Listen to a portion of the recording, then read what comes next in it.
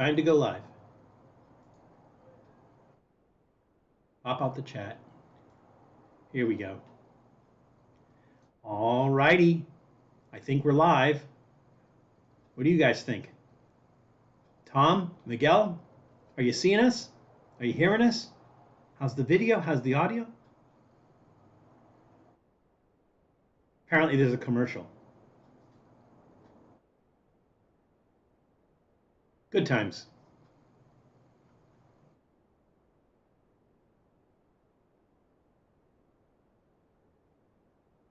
All right. Oh, I see why. Hang on. It's because I have the chat. I mean, I have the live stream open in the other window and everything. I think we have everything we need, right? So I've got the chat here. I've got you. I've got me, and we've got our studio audience and our cast of thousands. So far that's Tom and Miguel, but I'm sure Janice will be here because Janice has never missed a single live stream. Tom sees us both, Miguel sees us both, and we're looking good. All right.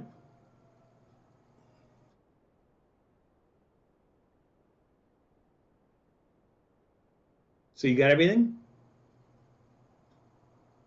Oh, Miguel says he can't hear you. Maybe that's a me thing again. Let me look. Hang on.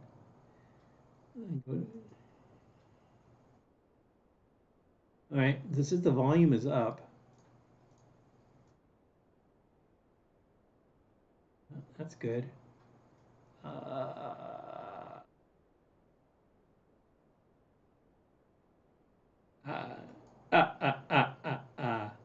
Hide on stream, disconnect volume.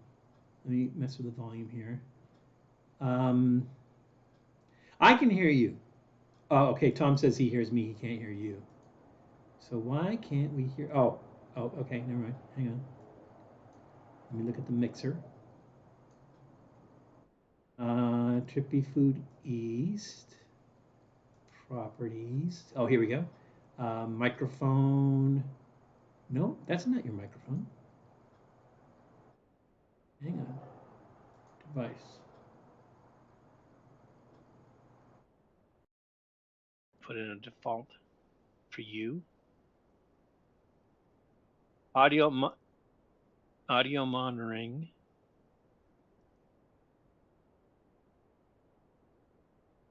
Oh, that's me.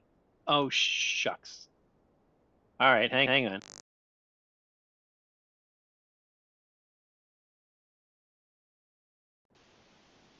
Uh-oh. Can you still hear me? Can you still hear me? You cannot.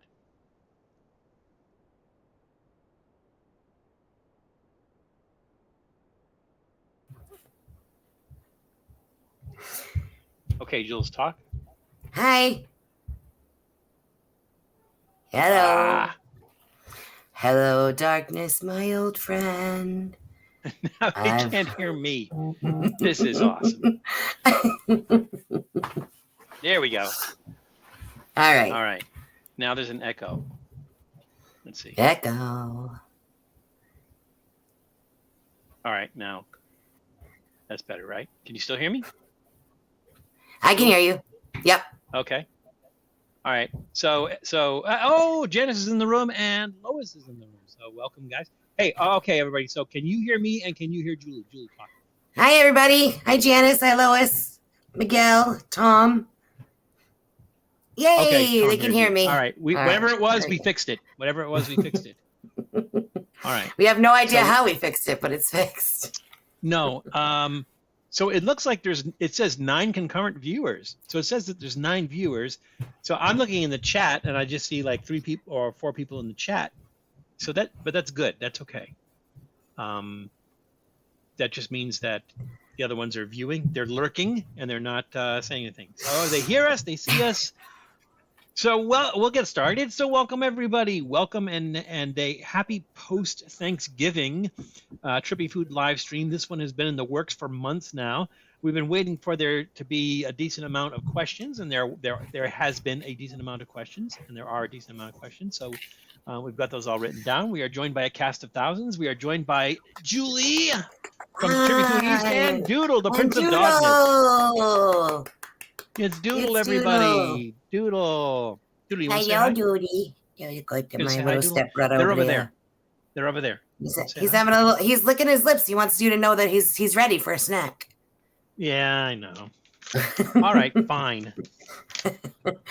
Little tramp. Come on. Look at that tail going. Yeah. Well, he sees me opening the bag, right? So no loyalty. He's just like, just give me the snack. All right, I'm busy. I got stuff to do. That's a big one. I just gave him this one. All right. That's a good size chimkin. It is. But this is good for him. It's just chicken. So I feel good about it. There you go. Yeah. Dude. Fine. Nice. There he goes. Off he goes. That was done. All right. Oh, Janice says hi. Hello, Janice. My allergies are bad. All right. So again, we are doing a Trippy Food live stream, an Ask Val Trippy Food live stream. We do have your questions, but just feel free to ask the questions in the chat. And Janice and maybe even you, Jules, or Tom. I think Tom's a mod as well. Just keep me honest and don't let me miss anything.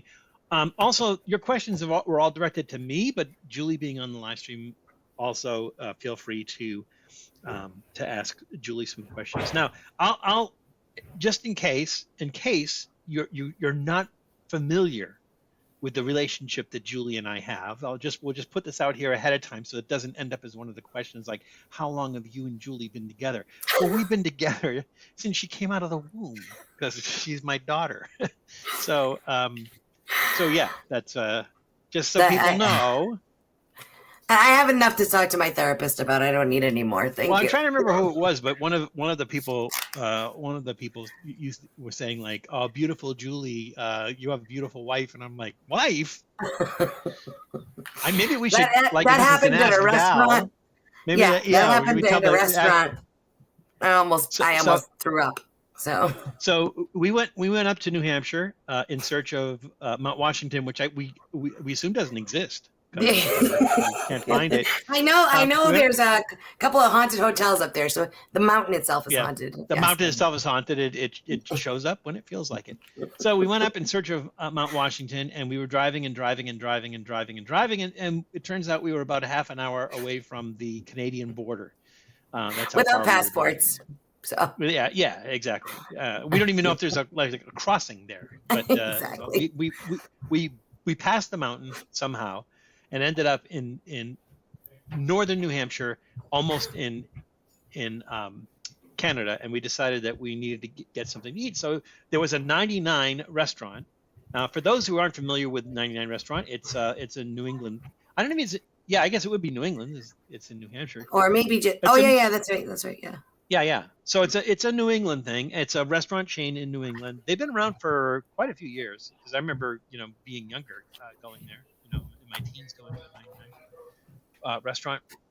So we go into the 99 restaurant. Julie has to go to the bathroom. She's got to go to the bathroom, Dad, see if we can get us a table. We were there with the kids, with the girls.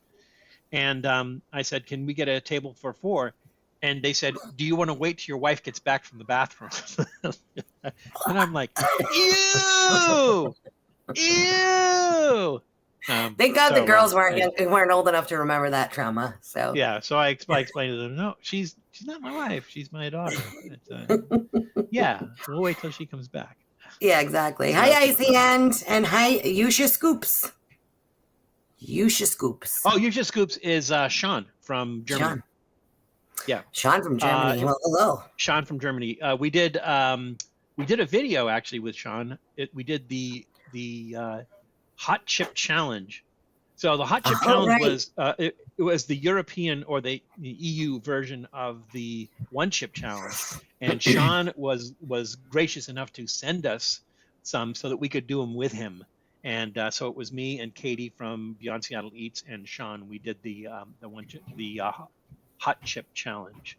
So that's why right now I'm trying to find a One Chip Challenge because they got So Sean, I don't know if you know the story or not about the one chip challenge, but this was what I don't remember what month it was, but here in the States, It was right after 15-year-old we did kid, ours. yeah, a 15-year-old kid died eating it. And so the thing is, they still haven't figured out how he died. They don't know if it is directly related to the chip or not. But in an abundance of caution, Pocky pulled them off the shelves, and they pulled them off the shelves for the duration. And it looks like they may not even do another one next year for that reason. But That's we'll too bad because yeah. now the thing But is, we they are might. still looking. I mean, they could. Like so Right. they could do it next year, but the problem is that the public, a lot of the public already think, oh my God, don't do the one chip challenge, it will kill you. And it's like, no, I've done the one chip challenge for 4 years now, and it hasn't killed me yet. So it's kind of a sad thing, but there's a lot of stupid things that adults can do that'll kill them. But if you're an adult or whatever, you should have the right to do it. Is what I say. Yeah. You want to let a firework on your head? Go right ahead. Sean, we are very much father and daughter. Yeah. So I was going to say I was. Yeah, I took a DNA test and everything. Help make her. Yeah, that's true. That's true. So we are absolutely certain of that. Mm-hmm. If you have time, I might be asking you for intro, outro at Trippy. Yeah, that's fine, Tom. Yeah, just let me know what you need. That's for Tom is referring to the Old Guy Radio Players channel where we do the George and Pudgy show, and so we were originally doing them straight through and doing them live, but now we're kind of releasing them as separate videos, and each video is about 20 minutes or so, and we're doing them in installations and everything. So if you have not checked it out, it's a lot of. Tom, can you put the link for the Old Guy Radio Players channel? And if you have not checked that out, check it out. So basically, what we're doing is we're doing a 1947 radio show is what we're doing. So when we're writing it, putting it together, whatever, we're researching it and making sure that we are somewhat historically accurate on that, and down to the language and everything. But it's a lot of fun. It's fun doing it, and I think it's fun listening to it. So if you get a chance, ask Val anything. Why is okay? Hang on to that, Snipes. Hang on to that. Hey, Snipes, welcome. Yeah, hi. Now you hang on, because you used to have another name with some numbers and stuff in it, and I can't remember what they were. But if you're the same person, and I don't know if you're the same. Could be Wesley. If you we are, don't know. If you are, welcome back. It could be Wesley. So yes, that's a valid question, Snipes, and we can actually deal with that. So let me go ahead and add that.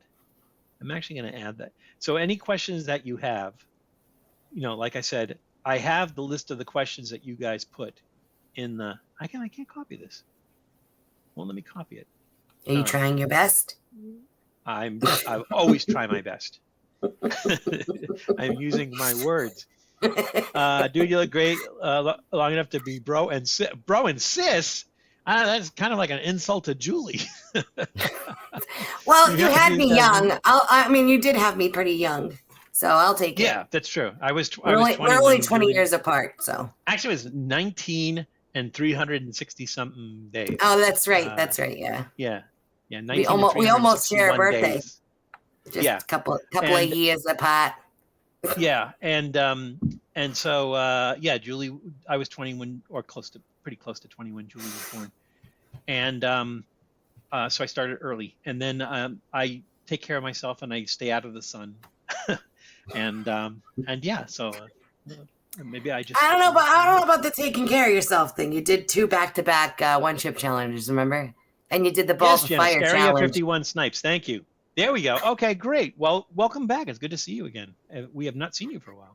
Well, I remember you being here. I just don't remember what the name was back then. So that's okay. At Pepperidge Farm but remembers. Welcome back. We have not Pepperidge Farm remembers.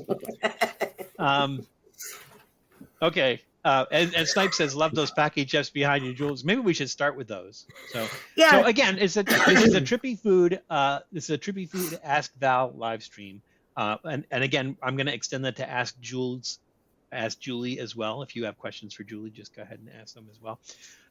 As far as we're not doing trivia questions today, because actually we're answering the questions. So today we answer the questions. And as far as the foods go, I didn't really put anything out there because I wanted to just do foods that Julie and I enjoy, foods that we like. And so she got some, I got some. Now, I had made an assumption based on knowing Julie as well as I do, and I think she knows me pretty well, as I made some assumptions, like I kept them to myself, but then I said, I bet Julie's going to get this, and I bet Julie's going to get this.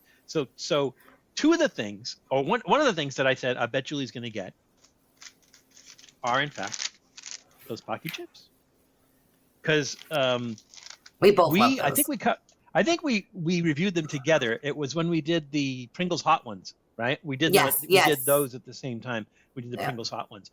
So, but then I think I was running back to Five Below and buying them over and over again because we just kept eating them.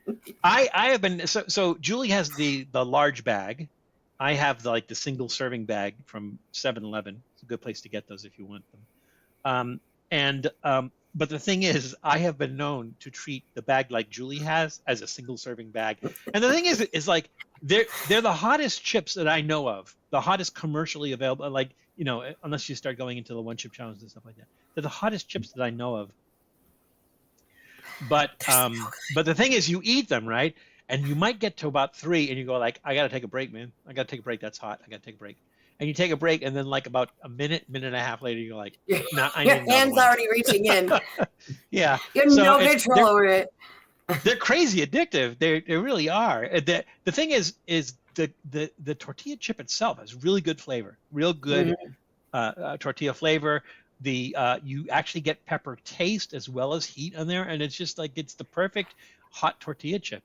So they really. I have never been disappointed by Pocky. Yeah, exactly. By any of their chips, they have just good quality chips. Did we already release the Pocky chip review that we did? You and I did at Trippy? I believe so. That the one with the fiery lemon and the pineapple one, I think. I can't find that pineapple one anymore. It's a bummer. Can you do me a favor? Can you check to see if we did it would have been recent, I think. We did the Pocky chips review. It might not have aired yet, so I don't know. Let's see. No spoilers. What's today's adult beverage? Oh yeah. Well, Miguel, we didn't see anything in the description again because this is a kind of thing where I just said to Julie, just grab some of your favorite things and we'll do those while we're answering questions, and I'll do likewise. And so that's why I really kind of didn't put anything up, and we'll kind of go over them as we do them. When you said Beverage Farm Remembers, it sounds like Sean Connery. No, Snipes, I don't know what part of the country, or I don't know if you're from the U.S., but Snipes, where are you from? They used to have a TV commercial. I don't think it was just in the Northeast because Pepperidge Farm is a national brand, right? But even international. But weren't they a New Englandy thing though? Didn't they start here? I think they did. Maybe. If only there was a way I could find out. I'll find it out. So don't even bother trying. So they used to have a TV commercial, and they said, "Do you remember when?" And it was like, I guess the guy talked like he was from Maine. Do you remember when? Blah blah blah blah blah. Pepperidge Farm remembers. So it's like, remember the time you peed in the neighbor's pool and everybody saw you? Pepperidge Farm remembers. Exactly. Remember when you rolled over that person in your car? Pepperidge Farm remembers. Exactly. You really want to pay off Pepperidge Farm. Make sure they're on your good side. It's basically. Well, Snipes, you're in New England as well. Okay, so I don't know how old you are. I don't know, and I don't know if they still do those commercials or not. So it's like I think it's a Maine accent. Julie, don't you? Yes, definitely a Maine accent. Joshua Maxwell has entered the room. Welcome, Joshua. Hi, Josh. How are you? Can't get there from here. Sometimes right is better. I remember that. Pepperidge Farm and Snipes remembers. All righty. I'm gonna have another sip of my coffee. Now, one thing I realized is I'm right-handed, and we got these mugs at the. It says what it is, Oregon Renaissance Fair, at the Oregon Renaissance Fair. Really nice mugs. We covered the fair, and the person who was walking us around and everything gave us the mugs afterwards. You know, I said thank you for covering the fair, I suppose. But I realized that these are left-hand mugs. You know, unless you want to see them, then I'm always seeing the label. But That's a big mug. What do you mean? Oh, left-handed because the thing's on that side. Yours has pictures on both sides. Yours has pictures on both. This only has the thing on this side. You confuse me so much because I'm like, there's such a thing, but I get it now. It's been a long year. I'm assuming. So it is 1:20 p.m. We might as well get started. So we have approximately 8, maybe 9, maybe 10 things to do, only because Julie's got stuff, I got stuff. We're going to kind of, go back and forth. So we'll open something up or whatever, and then we'll delve into the questions. So Jules, why don't you have an adult beverage, right, Jules?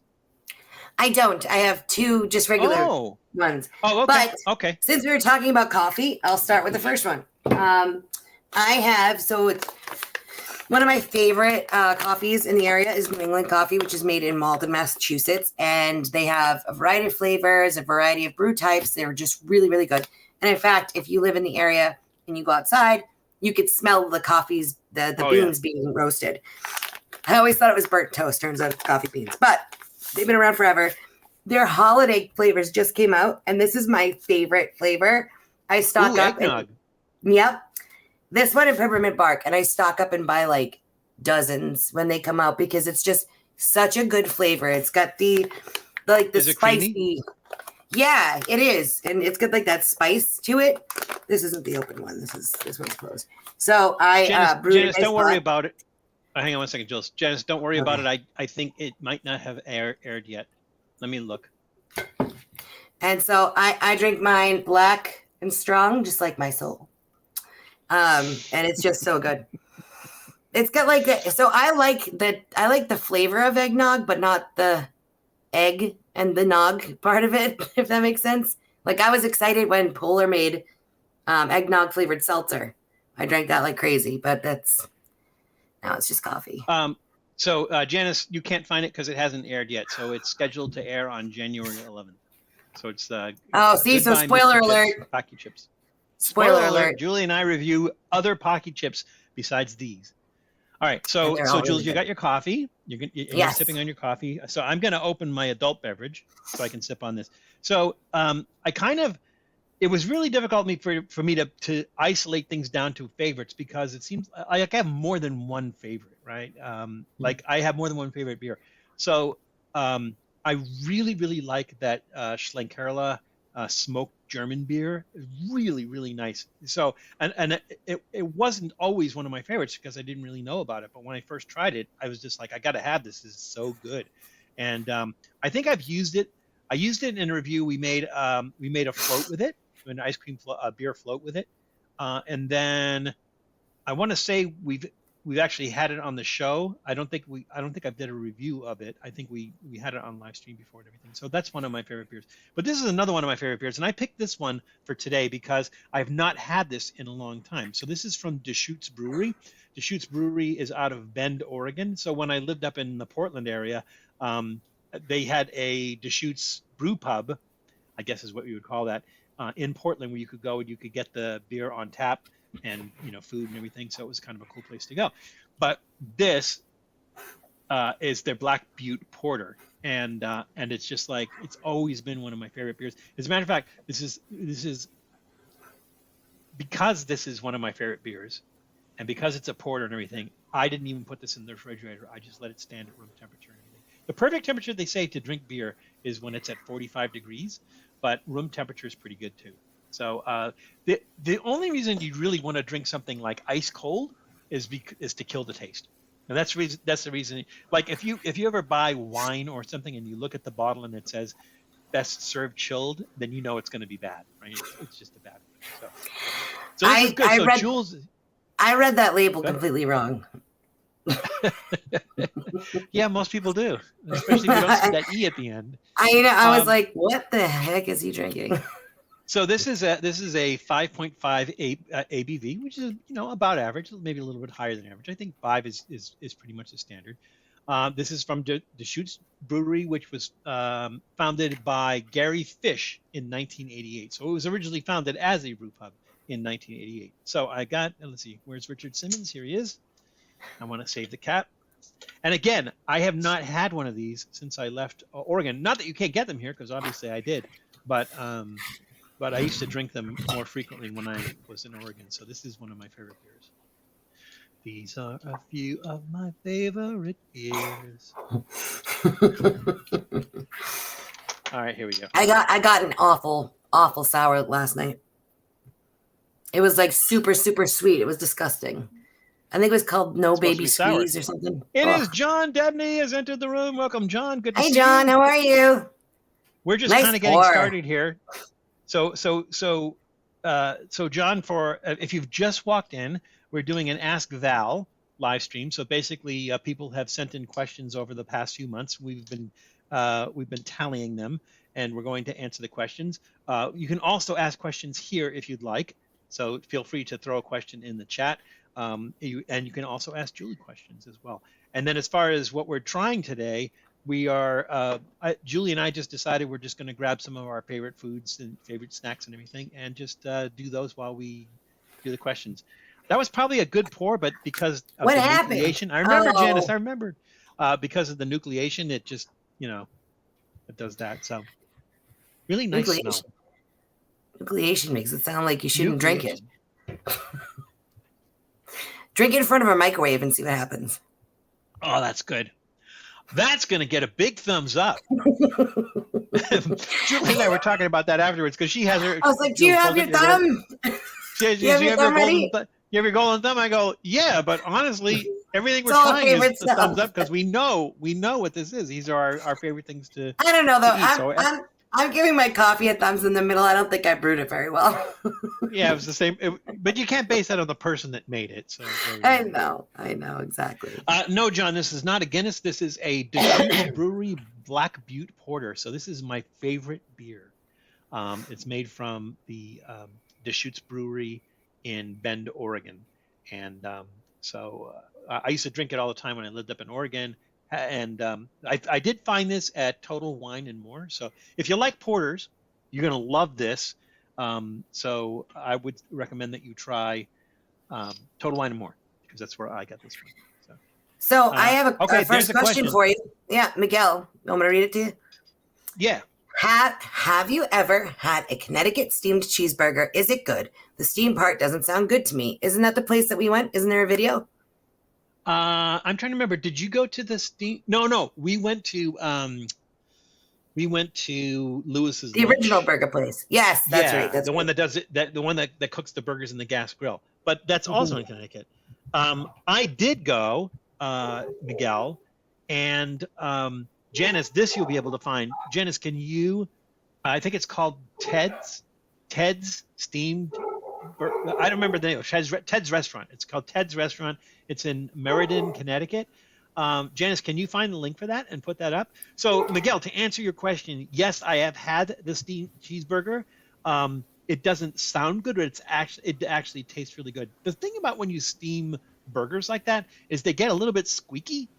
But there's nothing, they steam the burger, they steam the cheese and everything, but it's really, really good.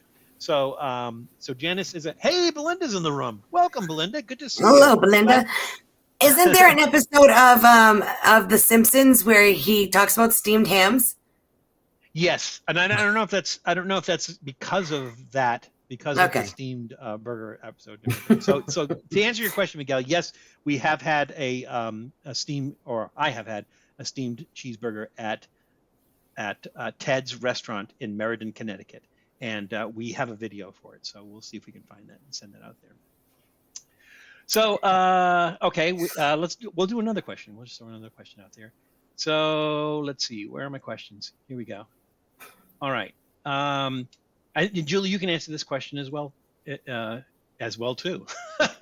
So this question was kind of two people, On the Edge 72 and Ice Hand, both asked this question. So On the Edge asked, hey, Val, what's your favorite dish, death row final meal? And Ice Hand said, you're going to the electric chair for some culinary capital crime. What's your last meal, Val? Okay, so the second part of On the Edge's question is the same as Ice Hand's question, so I'll answer that. Right. But I'll answer the first part of On the Edge's first, which is, hey, Val, what's your favorite dish? You guys probably can't relate to this, but my favorite thing to eat so far so far, my favorite thing to eat anywhere I've been, and I've been to a lot of places, is there's a town called Ubate, a village called Ubate, which is north of Bogota, Colombia. And the first time I had it was there. There's a dish called, my Spanish isn't great, so forgive me if I get this wrong, pescueza de gallina reño, which is basically stuffed chicken. Julie's like, watch your language, Dad. Stuffed chicken necks. So what they do is they cut the chicken's neck off at the base. They take out the bones and the meat, and they use the neck as a sausage casing. They leave the head intact, so that it kind of blocks one end. And they're really using the chicken's neck as a sausage, like a sausage casing, and then they stuff it with chicken blood, rice, peas, and I think little chopped up potatoes. They stuff that in there. They roast that. Oh my God, it's just so good, and it's my favorite thing to eat. So that's my favorite dish that I've had. I've had a lot of really, really good food. Just that one's my favorite. As far as death row final meal, I'm gonna say this one's really easy. Fugu. Fugu is my You're taking your chances. You're taking your chances. My chance, because here's the thing, right? Fugu, it's hard to get fugu, right? If they make a mistake, what have I got to lose? Reasons. Right. If they make a mistake, what have I got to lose, right? So, and if they don't make a mistake, I'm chowing down on some delicious fugu. So yes, fugu is my death row meal. So Jules, what about you? What's your favorite dish and what's your death row meal? Well, first of all, I just need some clarification. So that chicken dish. So are you eating it like an umbrella, like the Mary Poppins umbrella, like the chicken's head is under you, like? Do you know what I mean? Like the way that you talked about it. They cut it into little. We did a review of that. Hang on a second. Okay. And then second, to answer your question, mine is pho. Just hands down pho.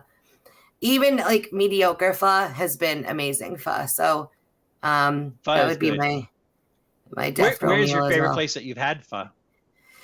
There's a place that my friend Kristen and I go to a lot, and it's Pho Paris in Peabody, or Peabody, as people may say, and Route 1. You're in Massachusetts. Peabody's fine. I like to say Peabody, like P. Diddy, but Peabody. But yeah, the Pho Paris has been there for a long time, and they just have the brothiest broth ever, and I love it. I've even been making it at home, but it's different when you make it at home. It's not quite the same. But it's still good. Pho is just great. I could eat soup in 90 degrees. And what about a death row meal? I think it would be the same. It's just it's a comforting thing, Snipe says chicken popsicle. Yeah, that's what I was picturing. Like the head and everything. Like I don't know. That's just what I was picturing. Yeah, so I just posted the link for the stuffed chicken necks, so you guys can see what that's all about. Alrighty, yes. So I hopefully that answers those questions. I'm going to have another sip of the beer now that the head's died down. The chicken head. Oh, that's good. That's so good. That's going to get a big thumbs up. I like a stout every once in a while, but to me they all kind of taste a little soy saucy. All right, so let me do the next question. So this is kind of funny. I'm going to see if I can put that. All right. So Dry Cell asked, if they make a reckless eating and trippy food movie, who would play the part of Matthew? I think he means Matt. Who would play the part of Matthew, and who would play the part of you? So, Jules, you want to take a stab at this? Like, who do you think would be a good person to play Matt? And remember that Egon's dead. So I know he'd be my first choice. Although he was in the new Ghostbusters movie, so. I mean, he's still good. Jeez, I don't know. And I don't know who'd be Matt either. You'd need somebody tall. That's a good question. What do you think? So I asked Matt this question. So I said, Matt, if you were going to pick somebody to play you, on the Trippy Food Reckless Eating movie, who would you play you? And naturally, all right, I don't know how many of you out there know Matt or familiar with Matt or spend time with Matt or spend. What do you say, Brad Pitt? No.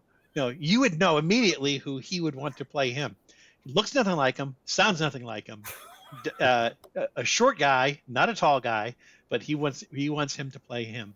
Oh, Ice Hands just entered the room. Danny Welcome, Ice Hand. I DeVito. think we have some questions for you. No, not that short, and not that. I'm like, no, he would like Tom Cruise to play him. Oh my God! Tom Of Cruise. course, of Tom Cruise. course. He would like Tom. That was so Yeah, exactly, silly of me. exactly. Yeah, he would like That's Tom Cruise. ridiculous. Now, I told him who I wanted to play him. So to play Matt, I suggested Matthew Lillard. Oh yeah, Now, that's a good one. If Yes. you don't know Matthew Lillard, I guess what Was he's in the most Scream. famous for is Shaggy from the Scooby-Doo And movies. Scream and the Scream movies. Okay, yeah.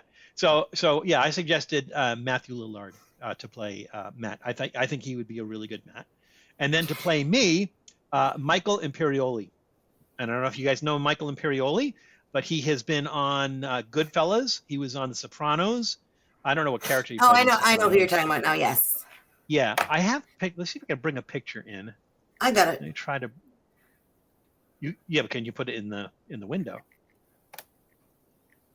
Oh, but I can do that. Oh, that looks really good. There we go. Exactly. Oh, So there he is.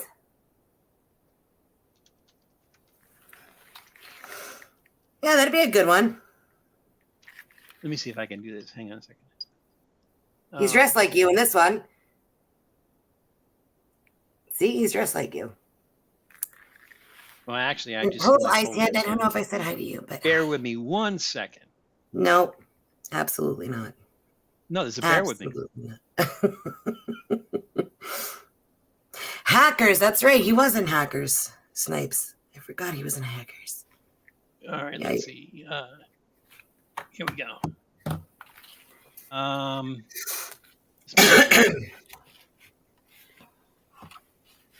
don't know if this will work. This won't work. I got it already. All right, we tried. Yeah, but you can't put it you can't put it on the. I didn't, but they saw it. I think they got the idea. Well, I'll tell you what. Here's what I'm going to do. I'm going to spell his name out so you guys can see that, and then you can do like a Google image search of him, and tell me if you think that he would be like a good Val. So, I think so. So there we go. And his name looks like Canoli, and you like Canoli, so there you go. I love Canoli. Yeah. Yes, Snipes. I have I can't get rid of whatever this is. It's the trip. So which trips do we have? Is it Steve, Eric, who all three? So many trips, so little time. If you guys have not checked out the trips, you need to. So their channel is listed in our list of featured channels. They're from Canada. They're from the Toronto area, and they do some great videos. We actually did a couple of collaborations with them. We did the Iowa pickle wrap, and we did the Frito pie with them. So always fun. So usually Steve. Yeah, it usually is. Yes, it is Snipes Steve. is right. It is Steve. Welcome, Steve. Scuba Steve. You didn't miss too much, Steve.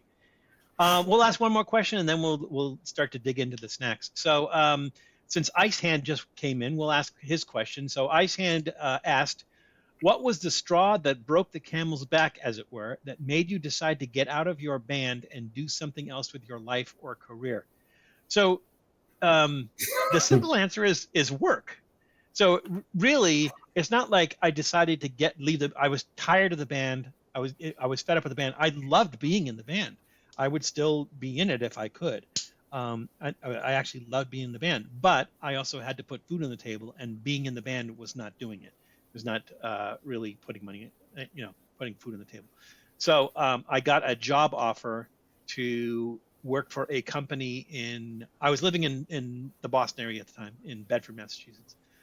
And I got a job offer from Xerox to go work for them in Austin, Texas. And so I think I want to say it was like a $20,000 a year raise in pay, and there was no way I could turn that down. So I took that, and so when I left the Boston area, I also left the band. So it was a work thing. If I could get back into a band, I would. I just like maybe I just haven't been really upfront and active about looking to be in another band, but I wouldn't mind doing that again. And the same is true of the the YouTube channel. That just kind of happened in the meantime. But work comes first because, like I said, you got to pay rent, stuff like that. So the simple answer is work. You were in other bands as well before Notice. Before that, yeah, right? yeah. But actually, we always seem to have the same core, though, right? So it was always it wasn't always Frank, but it was always Larry. So it was always me and Larry Novak, and then Frank was in a lot of the other bands. But then I think, well, there was one band. Let's see, I'm trying to remember how many other bass players we play with. Yes, work was the Yoko Ono of Notice. Yeah, growing up and having families and jobs was definitely the Yoko Ono. So Steve, that's one way to look at it. Is that work real life gets in the way of everything fun? No, actually look at it this way. Work allows you to have that fun. Like for instance, this, right? I couldn't do this if I could. But if I wasn't working, right? I could do this if I wasn't working, but it would my the travel would be limited. The things that I buy for the channel to do for food, that would be limited. Everything. So try to look at it in that the work allows you to do the fun things and things that you love to do. So, I guess would that be the same in the band? Work really doesn't allow you to be in the band. You could do both at the same time. You just don't have to. You can be in a traveling band. So Jules, why don't you go ahead and open up your other beverage, right? Because what I want to do is I want us to let's do the Pocky Chips together. We'll do those next, and you might want something to drink. So I'm a seltzer drinker, and this one's my favorite flavor. Also, what they've brought back in our area, which is like a 90s thing, which I used to love, is clearly Canadian, and I love their black cherry flavor. It's super good. But as anybody that drinks seltzer knows, I have not moved this. It has been I basically cradled it home and everything. It is going to explode on me because that's just the way that seltzer is. So. Can you feel the bottle expanding? No, that's the thing of it. Is I'll open it nice and slow, see the bubbles are coming up, and then you think you're safe, and then it will just shoot in your face as soon as you have a sip. But what I like about seltzer is that it's not sweet. I don't like sweet stuff. Hi, Scott. By the way, Scott came in. Hey, Scott. The day is going good so far. I don't like sweet beverages. I don't like soda, but this is a nice way to drink water, I guess. And that's your favorite flavor? Black cherry, yeah. The funny thing about that is that's Polar. Polar is made in Worcester, Massachusetts. Yep. And so the thing that I thought was funny is Matt Zion drinks Polar seltzer. I'm like, where are you getting Polar seltzer? And he goes, oh yeah, that's right. Around the corner where I can find it here, right? I was in John's Marketplace, which is a Middle Eastern grocery, in Glendale. And I saw Polar soda in there, so I guess it's now a national thing. But it's funny because it's in a lot of discount places. Yeah, used to be. I'm living in your walls. All right, are you Haley or Chloe? That is Haley. Haley, you're living in my walls. My walls are kind of thin. It must be really uncomfortable. I'm assuming it must be mine. Let me know which wall. Fine. I'll slide her noodles in there. It's fine. Her hot nudes. That's another thing. I was like, so whenever we do an episode with noodles, and we're going to be doing some noodles here shortly. Whenever we do an episode with noodles, we call them hot nudes, and it's hot Noods, hot nudes, hot noodles, right? But so somebody says, "Oh my God, hot nudes," and I'm like, "It's nudes, Noods, is noodles," So. I mean, not that the sound of it didn't, we were unaware of that. So, I like the shirts that say "send nudes," and it's a bowl of noodles. You know what I mean? Yeah. All right, so Jules, let's do our Pocky Chips. And again, we have, I guess. Oh, I just threw little Val on the floor. I'm sorry. Did you feel that? Yeah. Did you feel when you hit the ground? I did not, but the one here didn't hit the ground, so maybe that's why. So the thing about these, you can see we actually reviewed these earlier. We're not going to spend too much time talking about these, but again, I think we talked about these earlier. These are, I think, in my opinion, the best hot tortilla chips out there. They're just, the flavor is good. The level of heat is just bearable, right? So like we could only eat a few of them, and you have to pause, then and you'll eat some more. I will eat this entire bag. I will not have a problem eating this entire bag. But the flavor, the chips are really, really good. The pepper flavor is really, really good. So these are really, really good chips. I'm hoping that they'll clear me up a little bit. So Pocky was founded in 2008 by Doug Lyon and Alyssa Bassana in Austin, Texas. And they have other chips as well. And as we mentioned earlier, in January, we'll have an episode where Julie and I will do 3 of them. Did we do 3 or 2 of them? I think it was Jules? 2 or 3. How come your bag doesn't look like mine? Look at mine. What do you mean? All the stuff around the outside? Yeah. All right. Hold that thought. Hold that thought. So you notice that, Jules, did you open yours from the bottom? Yeah. Okay. So I'm kind of glad that we're here, because there was a question. Let me find it. Okay. Bad Joke Coke. That's a fun word. Fun name. Bad Joke Coke asked, I've been wondering why you open bags of chips from the bottom. Is there a story behind it? Has it been something you did most of your life or YouTube career? I know it's more than one, but I'm really curious. So, okay, so Bad Joke Coke. So here's the deal. So when you can look and look around the outside. Well, I'm spelling on Julie. Julie's, hold your bag up again. So I don't want to touch it too much. If you look at the inside of Julie's bag towards the top, you see all that. It's all that seasoning, all the stuff that they put on it.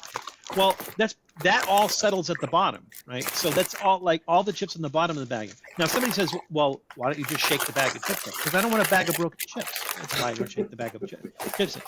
I have not been doing that all of my life. When I started doing it was when I would do a review. So let's say I'm reviewing this bag for the first time, right? I open it from the top, I start eating them, I go, oh, those are pretty good, and then I give it a rating, thumbs up, whatever. I give it a thumbs up. Then later on, I say, I'm going to finish that bag of chips. By the time I get to the bottom of it, these taste different. The chips at the bottom of the bag tastes different than the top, because whatever seasoning they put on there, whatever coating they put on there, that all settles to the bottom of the bag. And so that's when I started doing, is when I was actually reviewing them, because I wasn't really doing them a good service by reviewing them based on the chips that I was eating off the top. Yeah, look at how coated that chip is, because it was on the bottom. Yeah. All right. Cheers.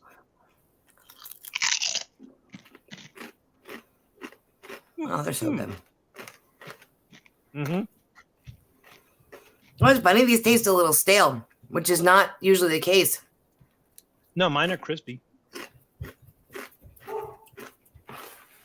Now, I got mine at Crab the thing about these is that they got that powder on them, and that powder kind of comes off, that powder sticks to the back of my throat.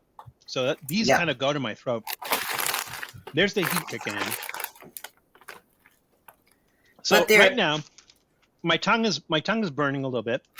These are probably on the hottest level of chips that I've had that aren't a challenge chip, right? So I just eaten one. My tongue is burning a little bit. I'm getting that pepper flavor in there.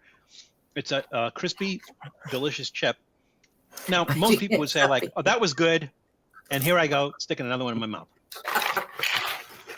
I already had 3 in the time you were talking. Bye, Tom. Tom has to go. Oh, unexpected okay, Tom. visitors. Tom, I'll talk to you later. Yeah, those are good. They know how to make corn chips. I'll tell you that. Yeah. And that's the thing is like when you do challenges, generally they're not really concerned about the quality. And they're just basically saying, "Oh, we're going to make this hot. We'll use an extract. It doesn't even have to have flavor, right? We're going to make these hot."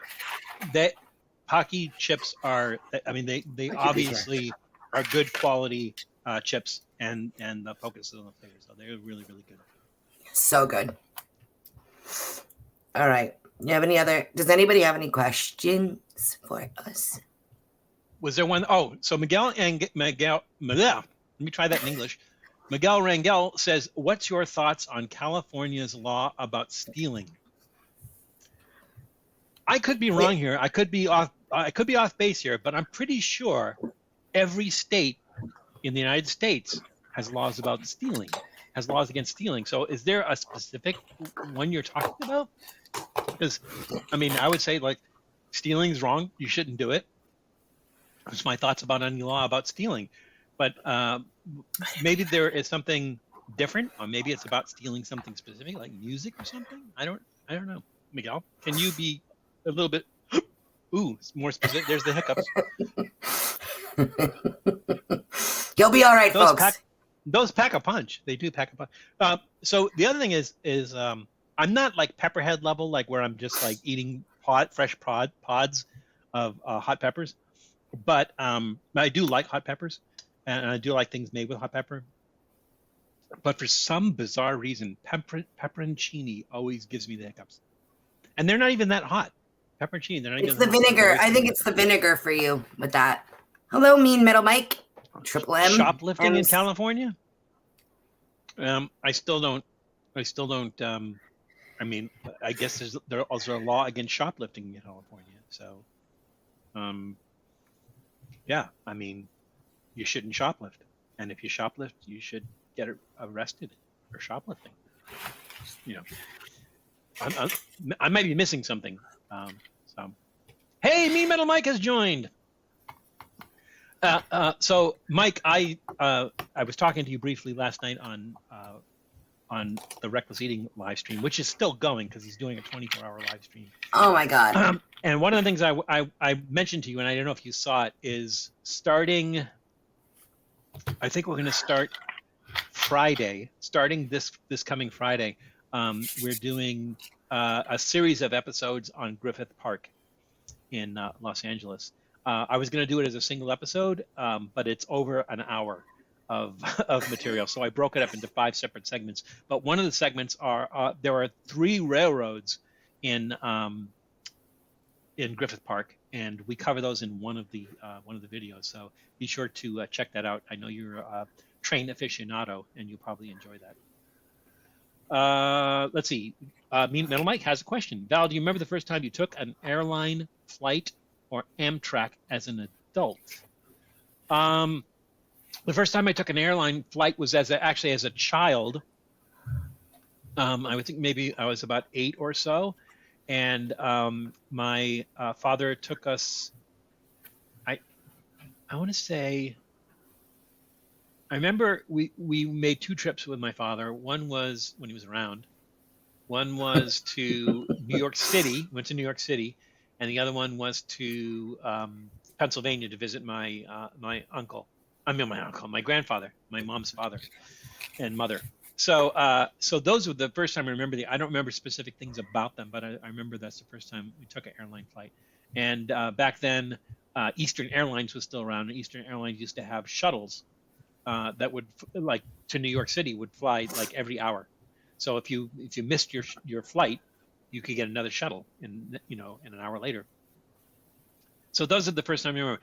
The first time I remember flying as an adult might be, let's see. I'd have to say probably in the 80s, I got a job where I had to travel for work. And no. I take that back. That's great. So I'm going to say it was around 1978, 1979. My first job out of high school, I got as a messenger, and I had to fly boxes of printed materials to our office in New York City, from Boston to New York City. So I remember my luggage was the printed stuff. So I'm glad we're mentioning this. I would say that was like one of my first. I've always been curious, and so that's why I've always tried interesting different foods and everything. But this trip to New York, the guy who picked up the stuff at the airport, the guy who worked for the New York branch, said, "Hey, you got time? You can catch the next shuttle coming back.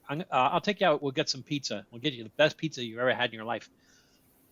We went to Ray's in New York City, and if you've watched the movie Elf, you know that Santa says, "There's like 1,000 places that call themselves the original Rice Pizza, but the one you want to go to is on 6th and 11th."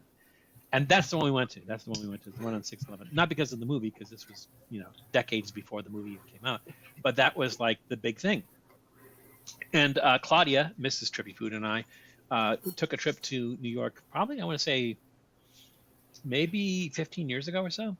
And we went there because they closed in 2012. But we went there, and she said, "What do you want?" And I said, "Get 2 slices of Famous Ray's." She says, "Okay." So I see them getting 4 slices of pizza. I go, what are you doing? And she says, "Well, I'm getting you the 2 slices of Famous Ray's." I'm like, no, just 2 slices of Famous Ray's, 1 for you, 1 for me. That's all we need. So they bring it out, and it's like over 2 paper plates. The thing is, it's like on 2 paper plates. It's like stuffed with ingredients that they put the cheese on top of, so that it all melts into the cheese. And it's like no, we just need one each.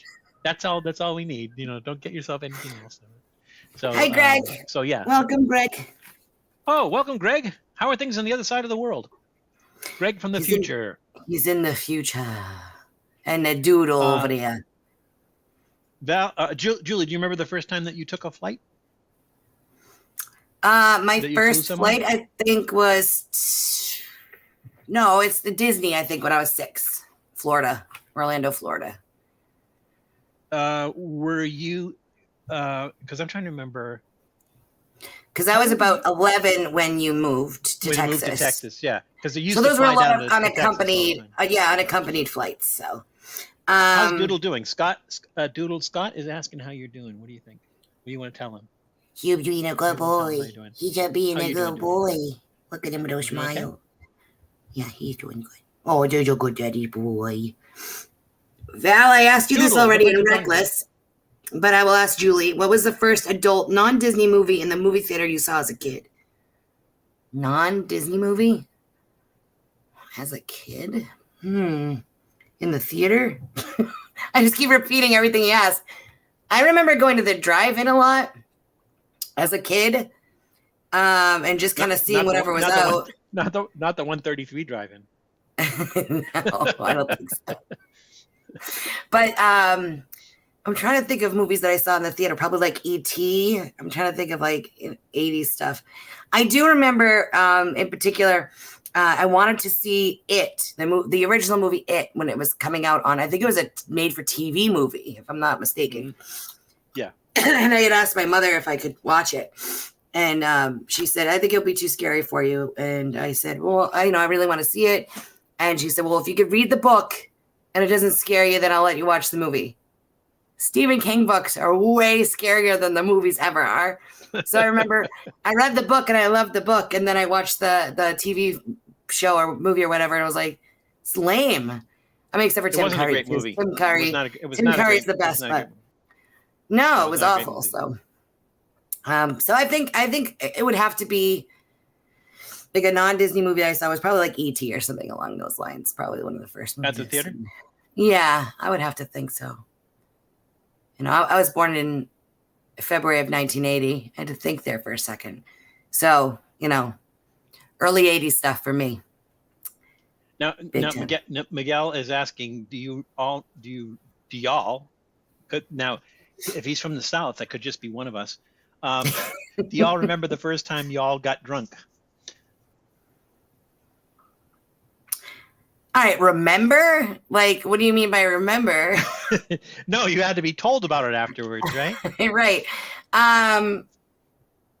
Probably. I was definitely of age, obviously.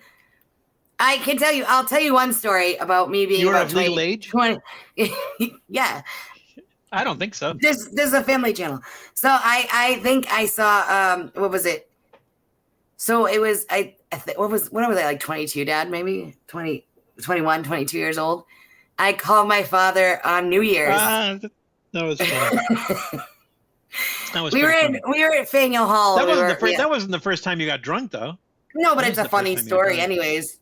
It's a hilarious story. You want to tell it? I called my dad, and because he was so just as a preface, it was New Year's Eve.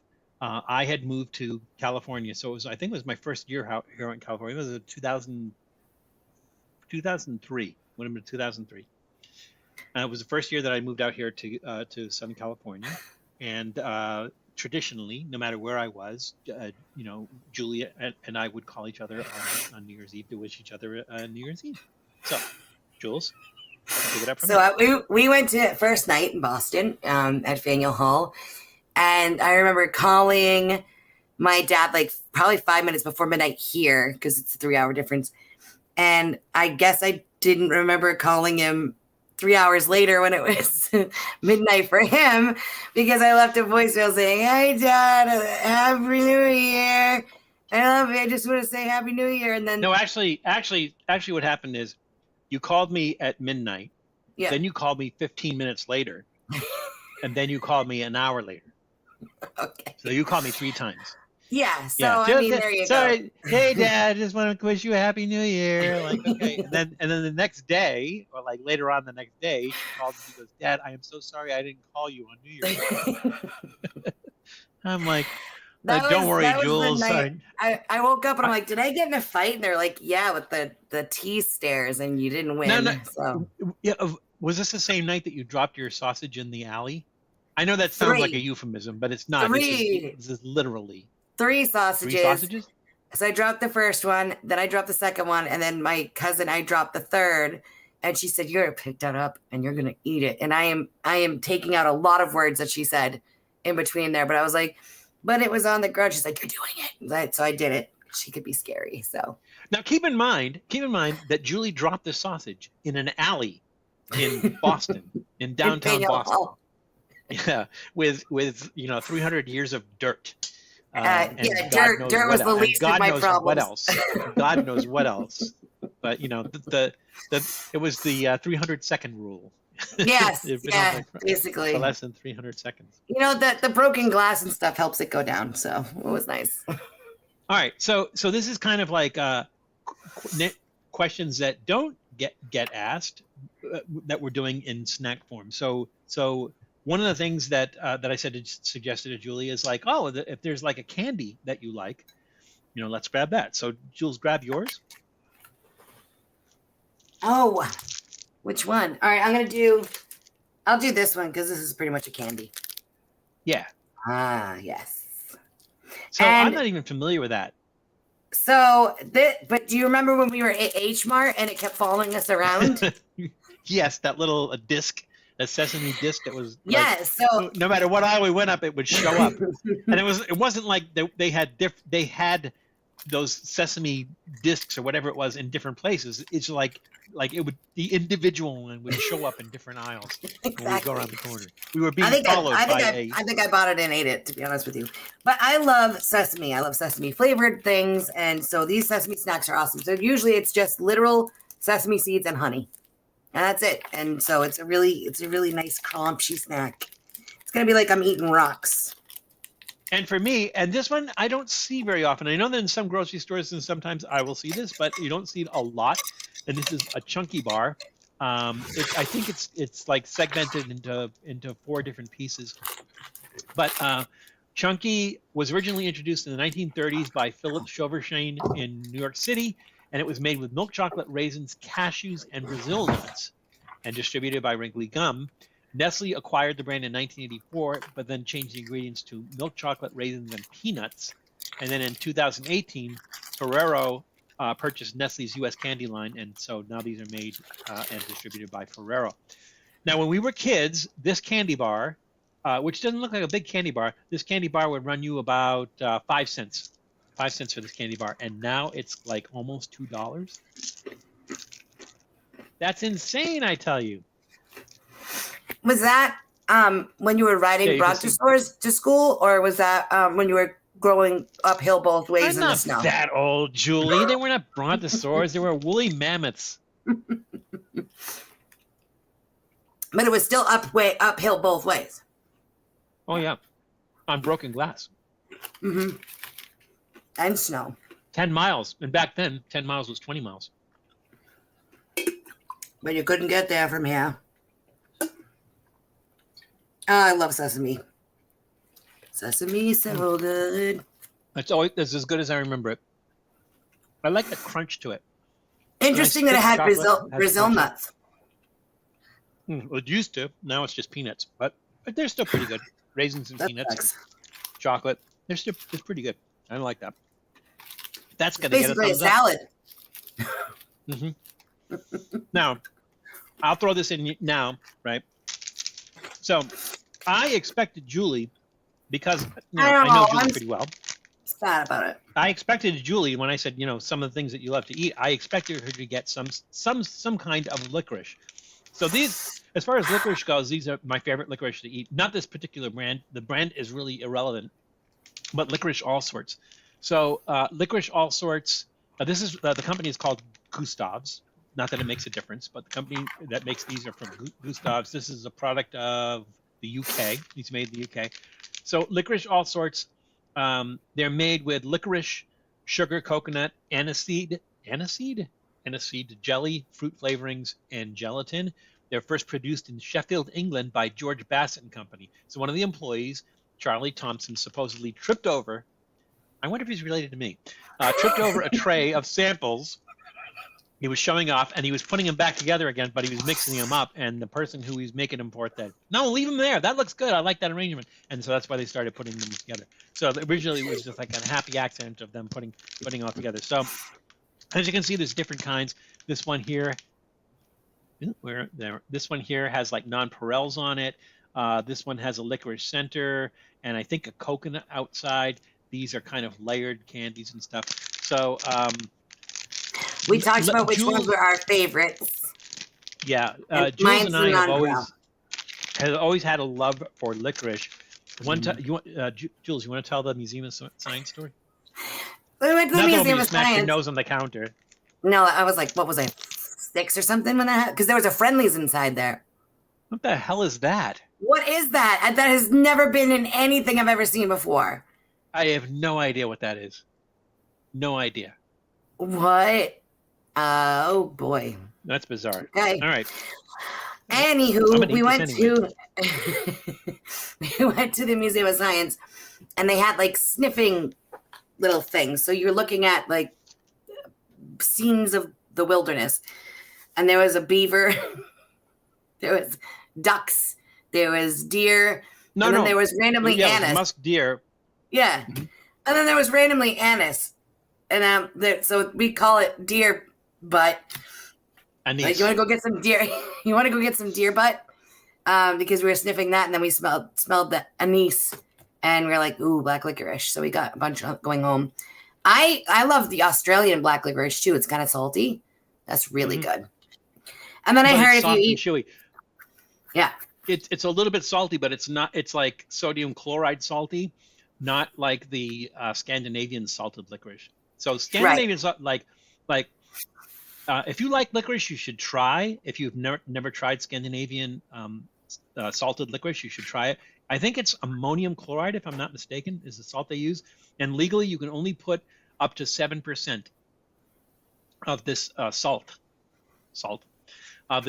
on the So what the salt does, or what the chemical does, is basically it in itself is somewhat salty, what you would think is salty, and it interacts with the sweetness of the licorice to create sour. So it's kind of like the sour taste.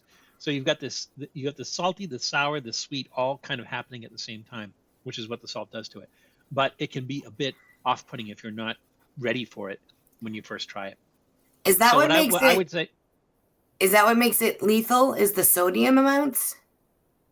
No, the licorice itself. Now, some cheap licorice. Oh, arrhythmia. That's right. With licorice at all. Licorice is it's made from.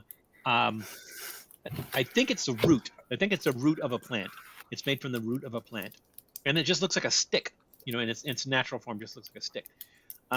But it can get expensive, and so what some people do to cheap out is they use anise, which is I think I'm trying to remember, is it coriander or fennel? Fennel is the plant. Fennel is the plant that anise comes from. Anise is the seed. Hi, Steve Russell. Welcome. And it has kind of a, oh, hey, Steve, glad you can make it. It has kind of a licorice-like flavor. So they use this anise to mimic licorice and to kind of cheap out on licorice and everything. But licorice is actually an actual substance that comes from the root of a plant. The problem is that it has something that affects your heart. So if you eat too much of it in a short period of if you eat too much of it in a short period of time, it can cause heart issues. I don't know that anybody's ever died from it, but there was a construction worker who used to eat a pound of it a day, and you didn't read the whole article, did you? Because he's dead. So I have a little leftover from Dia de los Muertos, and this is De La Rosa. Anybody who's Spanish or lives in a prominently Spanish community will have seen these everywhere. These are called mazapan. Those are typically Mexican, though, right? Yeah. Yes. Yeah. So these are mazapan, not to be confused with marzipan, which is an almond paste. These are peanut paste, and they're just basically peanut and sugar. In fact, I'm pretty sure those are drier than marzipan too, I think. Yeah, they're very dry. I literally think it's just confectioner sugar and peanut powder. So this is a giant one. They're usually about half this size, but they look better on my altar. So Haley asked, I think, and I don't know if that's a question. Haley asked, "Can you make Doodle a YouTube channel?" Yeah, I thought about giving Doodle some episodes or his own live stream or whatever on Trippy Food, but I think maybe I should give him his own channel. So I think we will do a Doodle channel. I've just got to try to figure out how to keep him engaged, because the thing is like, you don't want to see me sitting there holding him the whole time, but at the same time he has a very short attention span, and so getting him to stand there looking at a camera for any long period of time, like you just do little clips. Like 15 little clips seconds. We'll music. Do shorts. Do shorts. Yeah, exactly. Just Doodle. That's being good. Cute Doodle. So there we go. It's just you better like peanuts. Yeah. Let's see. Did we miss any questions? Yeah. Me Metal Mike asked, worst gas station food experience. That's tough only because I don't really eat a lot of gas station food. I know one. I know one. It's not technically a gas station, but it was awful, and we both did it together. Which one? Oh, on our way down to South Carolina? Yeah. We stopped at Nathan's. No, that was awful too, but I was thinking south of the border. Oh, yeah. Well, south of the border is kind of like it's like substandard Mexican food. It's substandard food. I wouldn't even call it the side order of racism. Hey, it's Claudia Esguerra Herrera, and she has a question. Here's a question. Did you bring up the Christmas ornaments from downstairs? Ooh, that's a tough one. I don't think about that one. Yes, so what are you eating, raw? I don't have anything that crunchy. Otherwise, I would eat that next. She just threw me for a loop. What was I in the middle of talking about? I saw that. Gas station food. So we went to. So Julie and I were on our way down. We went doing a road trip to South Carolina, and we stopped in New Jersey at one of the rest stops in New Jersey, and went to Nathan's. And Nathan's is supposed to be really good, because Nathan's best hot dogs ever, really. Yeah, super good hot dogs. It was not good. They were not good. Not good. But who knows how long? Maybe they were sitting in a pot of hot water for a week or something. We really don't know. But they just were not that good. Not good. So. Is there a fast food chain that you've never had? Scott has never been to Wendy's. Wow. Is that because of proximity, Scott? Like there's just not a Wendy's near you? Let's see. Is there a fast food chain I haven't been to? In-N-Out for me. We never took you to In-N-Out the times you've been out here? Their burgers are okay, but their fries are crap. Their fries are the worst French fries in all of fast food. And I will take arguments from people to, I'm not going to argue with you. They're the worst French fries in all of fast food. The burger's pretty good. They're good for the price point. They're not my favorite fast food burger, but they're good for the price point. So if you were to ask me what my favorite fast food burger is, I would say the double char from The Habit with jalapenos and onions. You keep telling me to try that place because we have one a couple times. Yeah, it's in Andover, isn't it? Yeah. Is it Andover? Yeah. Yep. You need to go out there and try that. Yeah. I'll try that. So The Habit started in Santa Barbara, and I think in the 1960s, somewhere in the 1960s. And so it's always been a Southern California thing. But like I said, the last few times I've been out to visit Julie in Massachusetts, I noticed that there's one out there. So they're apparently spreading out. No one ever went. There's just a bunch around me. In-N-Out fries go bad after 10 minutes. I got news for you, Scott. In-N-Out fries go bad as soon as they come out of the fryer. They're bad. They're bad before they're born. They start out bad. They make them wrong is the problem. The problem is they make the fries wrong. They don't twice fry them or blanch them, and so they make them wrong. And they're just not good. So there you go. I'm trying to think of Wendy's rather bland. I actually like. So if you were to compare the burgers between McDonald's, Burger King, and Burger King, Wendy's, Jack in the Box, I would say Wendy's is the best. Wendy's is the best of those four burgers. And then, yeah, maybe it is a little bit bland, but it tastes like meat. It's like if I'm eating like human excrement or something, it's not going to be bland, right? But it's not going to be good. I think you took me to my only White Castle I've ever been to. Isn't that where we went when we were up in Seattle? Didn't we go to a walk-up White Castle? No, we went to Dick's. We went to That's Dick's right, because you. I won't say what the bag says. We went to get a bag of Dick's. That's literally what the bag says on it. So don't come at us. Yes, Belinda, I agree with you completely. Best fries, Five Guys. They are well, actually. Okay, I'm going to say it's a toss-up between. You're going to laugh at this. It's a toss-up between Five Guys and McDonald's. Now, McDonald's fries are so bad for you because first of all, they're like sugared and they sprinkle them with sugar so that they brown. And they used to fry them in beef fat, but then they decided they're going to be health conscious. They're going to start frying in vegetable oil, and people would complain about, what happened to your fries? They don't taste the same anymore. They don't taste as good. So now they add like artificial beef flavoring to the fries. So they add artificial beef flavoring. They coat them with sugar. But what they do is they flash fry them, they freeze them, and then they fry them again. So they're made properly. They're actually decent fries. Like crunchy, yeah. But I agree with you with Five Guys. So, Belinda, do you like the regular fries or do you like the Cajun fries at Five Guys? So I really like the Cajun fries. But what cracks me up at Five Guys is you say like, I don't think I could eat a big order of French fries. So just give me the small order of French fries. They dump it in the bag anyways. They give you a cup, like your standard size, like, maybe coffee cup size cup, right? Paper cup. They take a scoop and they put them in the cup. They put the cup in the bag, and then they take another scoop and they just fill up the bag with French fries. So it doesn't matter if you get the small, you're still getting a large. You get a lot of French fries, but they're actually good. Really, really good. They're tender all the way through. They're actual really potato tasting, and I like when they show you where they're from, where they got the potatoes from that day. So that's nice. Miguel, I have tried Culver's, but I have not had one since when I lived in Austin, Texas. There was a Culver's not too far. I was on what street was that? William Cannon, not too far from where I lived. So I could walk up and go to Culver's. So I have had Culver's there, but there's no Culver's in Southern California. So I haven't had a Culver's since I left Texas. But Culver's Butterburger. Well, it's funny because they call it Butterburger. Maybe we took you to one when we were in Texas. They call them Butterburgers. But there's no butter in the burger. It's because they roll it on the bun. They butter the bun and grill the bun, and with the butter on it. So that's why they call them Butterburgers. But they're really, really good. Yeah. In California is better than Oregon.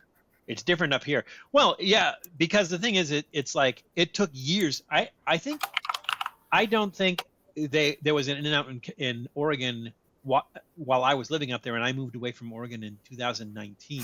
So the first one I want to say was in Medford. The first one they added, Cajun, yeah, that's the way to go, Belinda. So the first one they opened was in Medford, and then they opened one in Salem. And I don't know if it's open yet, but they were going to open one in is it Hillsborough? Hillsborough or Beaverton? One of the two. They were going to open them up there. I think they were originally going to open it in Beaverton, and then the people complained because they said it was going to cause too much traffic problems on that road, and so they opted to go to Hillsborough instead, is what my understanding is. But yeah, I don't. Here's the thing about In-N-Out. Like, you talk to people from Southern California, they love In-N-Out. They can't say enough about In-N-Out. It's a comfort thing, right? They grew up on In-N-Out, and it's a comfort thing. So they'll vehemently defend the French fries. And again, like I said, the burger's pretty good. It's really good for the price point for how much they cost. But it's a very, very thin patty. It's I think 3 ounces. It's a 3-ounce patty. And the thing is, they'll make it whatever way you want. So if I say, hey, can I get that medium rare? They go, yeah, sure. If they slap it on the grill and almost immediately turn it over on the other side, it's already cooked all the way through because they're so thin. So it's almost impossible to get medium rare, even though they say they can give you medium rare. But, is that sort of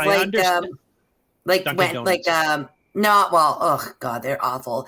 But I was going to say Kelly's. Yes, exactly. Kelly's is not good. It used to be in the past. It used to be, but I will say this: their hot dogs are phenomenal, and I think it's a Cam hot dog, but they roll the hot dog and the bun in the butter and griddle the bun, and it's one of those. It's a New England bun, which you know what I'm talking about when I say New England bun. It's a New England bun. The squared off bun. Yep. So it's buttery and grilled, and then the hot dogs cook perfect, and they're only like $3, maybe $2. So it's the best deal that they have going, but everything else is just overrated. Well, the thing is when we were kids, Kelly's was known for their fried clams. So you would go to Kelly's for fried clams. Or scallops. They're not. Yeah, scallops. It's not that good anymore. But the thing that they were famous for, because they pretty much invented it, is the North Shore roast beef sandwich. They invented the North Shore roast beef sandwich. I think I want to say like 1957, something like that, somewhere around there. Yeah. So if you guys aren't familiar with the North Shore roast beef sandwich, we did an episode where we actually went on a crawl and tried. We tried 4 of them, 3 of them, or 4 of them. I can't remember which. I think 4. Yeah. Yeah. So the North Shore roast beef sandwich was a thing that was invented at Kelly's, but actually theirs isn't that great. So I think everything there, probably in their heyday, everything was really, really good, and everything went downhill. So not only, like, we used to go for the clam plate, which is, you get the clams, you get the French fries, and I think onion rings. Too. And the tartar sauce. Yeah, the tartar sauce along with that. And you can get some clam chowder there if you want to, and you can put some pepper, oyster crackers, and butter in there. Yeah, it's pretty good. Their clam chowder, they thicken up. I don't like the thick clam chowder, so as long as we're asking questions. Oh no, it wasn't them. That wasn't them. That was another famous Boston seafood restaurant that uses Snow's clam chowder. Oh my God! Wow. Oh, are you talking about the one that everybody goes to and is at the airport and everything else? Yes. Wow. Yep. The very expensive one. Yes. Mm-hmm. Yes. But the one that everybody swears by. Yeah. So the thing about clam chowder is, like New England clam chowder, is people seem to like it thick, and I don't. I like it with a very thin broth. I like it with a very thin broth. So my favorite place for clam chowder is Woodman's of Essex. And if you're not familiar with Woodman's of Essex is the place that invented the fried clam. And I'm not talking about those like Howard Johnson's clam strips. I'm talking about fried clam. They take the whole clam, bellies and all, dredge them through flour and fry them. Janice. And, oh my God, they're so good. So good. Oh, thank you. So Janice just posted the link for the North Shore roast beef crawl. Where did we have that? Where did we have that chowder? I think we were with Mrs. Trippy Food and the girls, and we were at that place up near the water. We drove past the Little People in Gloucester. Maybe that was it. There was like the little people. No. The little people was in Maine. That was in Maine. But I don't think Claudia was with us. Claudia wasn't with us. It was just you, me, and the girls. Was that York? Was it York that we got that chowder? That chowder was excellent. It may have been York. It may have been. I'll have to go back and I'll have to go check. I don't think it was York though, but it was near York. It was in Maine where we actually got that and everything. Yeah, it was really, really good chowder. That was excellent. Yeah, super good. Absolutely. All righty. Let's do another snack. Why don't you get ready your hot water? Yeah, I want to talk about it, and I'll get ready, and in the meantime, you can do one. So basically, this. So if you were to say, Val, what is your favorite? Your favorite? I'm going to call it instant. It takes 3 minutes, but I still consider anything that you put in like water in here, even if it's up to 5 minutes. I'm still calling it instant because you're not like making noodles from scratch or anything. So I'm still going to call this instant. So this is from the company is now called Cielo Ramen, Cielo, like sky or heaven in Spanish. And un sabor auténtico, instant ramen noodle, menudo flavor. Now first of all, that's Watch your mouth. It does say hot, which is unusual because menudo doesn't necessarily have to be hot. I mean, I know they make it with peppers and everything, but it doesn't have to. It's not really spicy, yeah. No, but this is. So the company used to be called Vita Food Group, and we did a review of both the menudo. I think we reviewed the menudo on Trippy Food, and we reviewed the pozole on Reckless Eating. But we did both of these. But the company has changed hands or changed the names.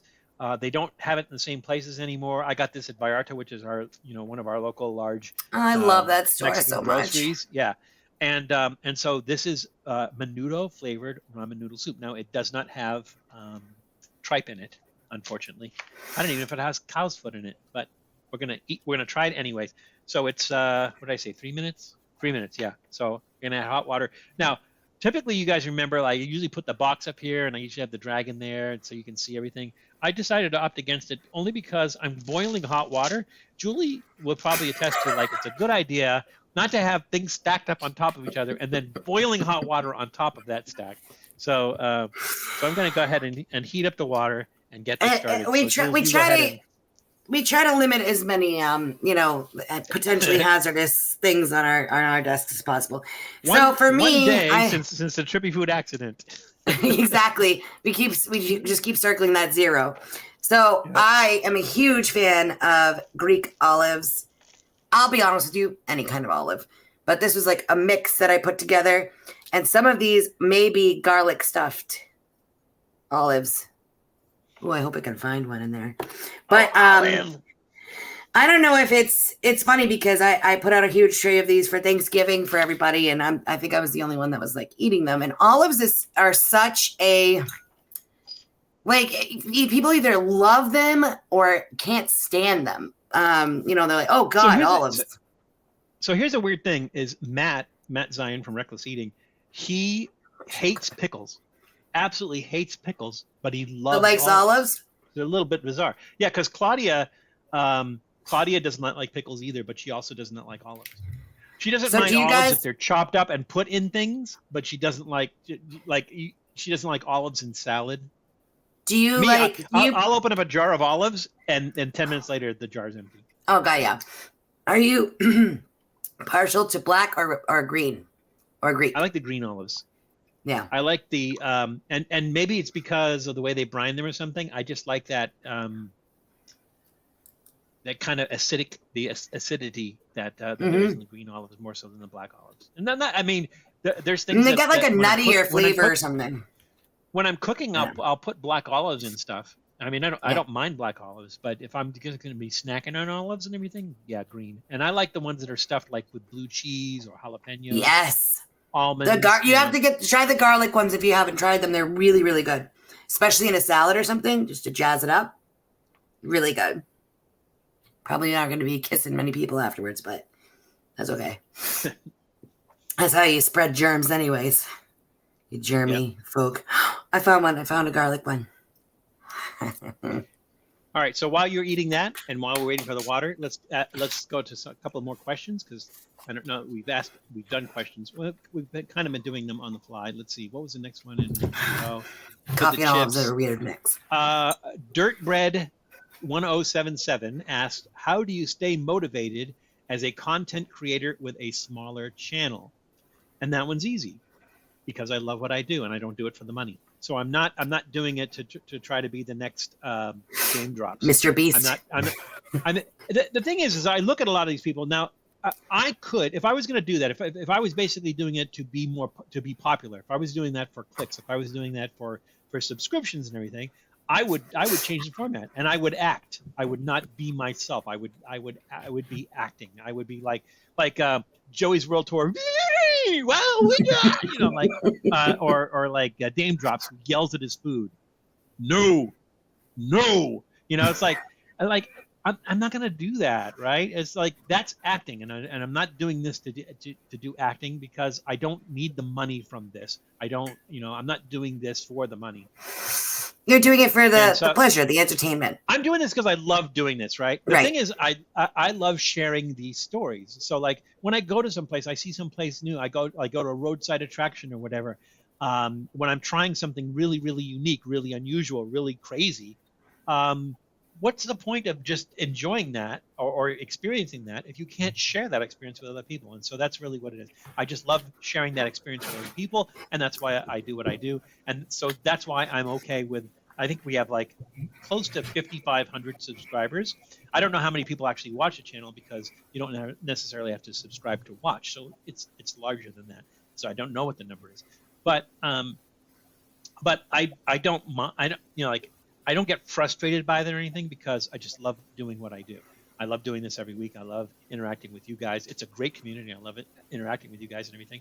I just love what I do. So to me, it's like, it's not a big deal. I don't, I'm not in it for the money. I'm not in it for the popularity. I'm not in it to get famous or anything else like that. So no, I just enjoy it. And for me, it's just something, I work all week so that I can do something, cool like this. I was just watching you talk with your hands while the water was boiling, and I was just sort of just waiting. There was an excellent chance that could happen. It's not out of the realm of possibilities. First of all, I really like that kettle and the fact that it lights up blue while it's doing its thing. That's really cool. That is cool. Also, all right, well, Janice, this is different. They put a little fork in there.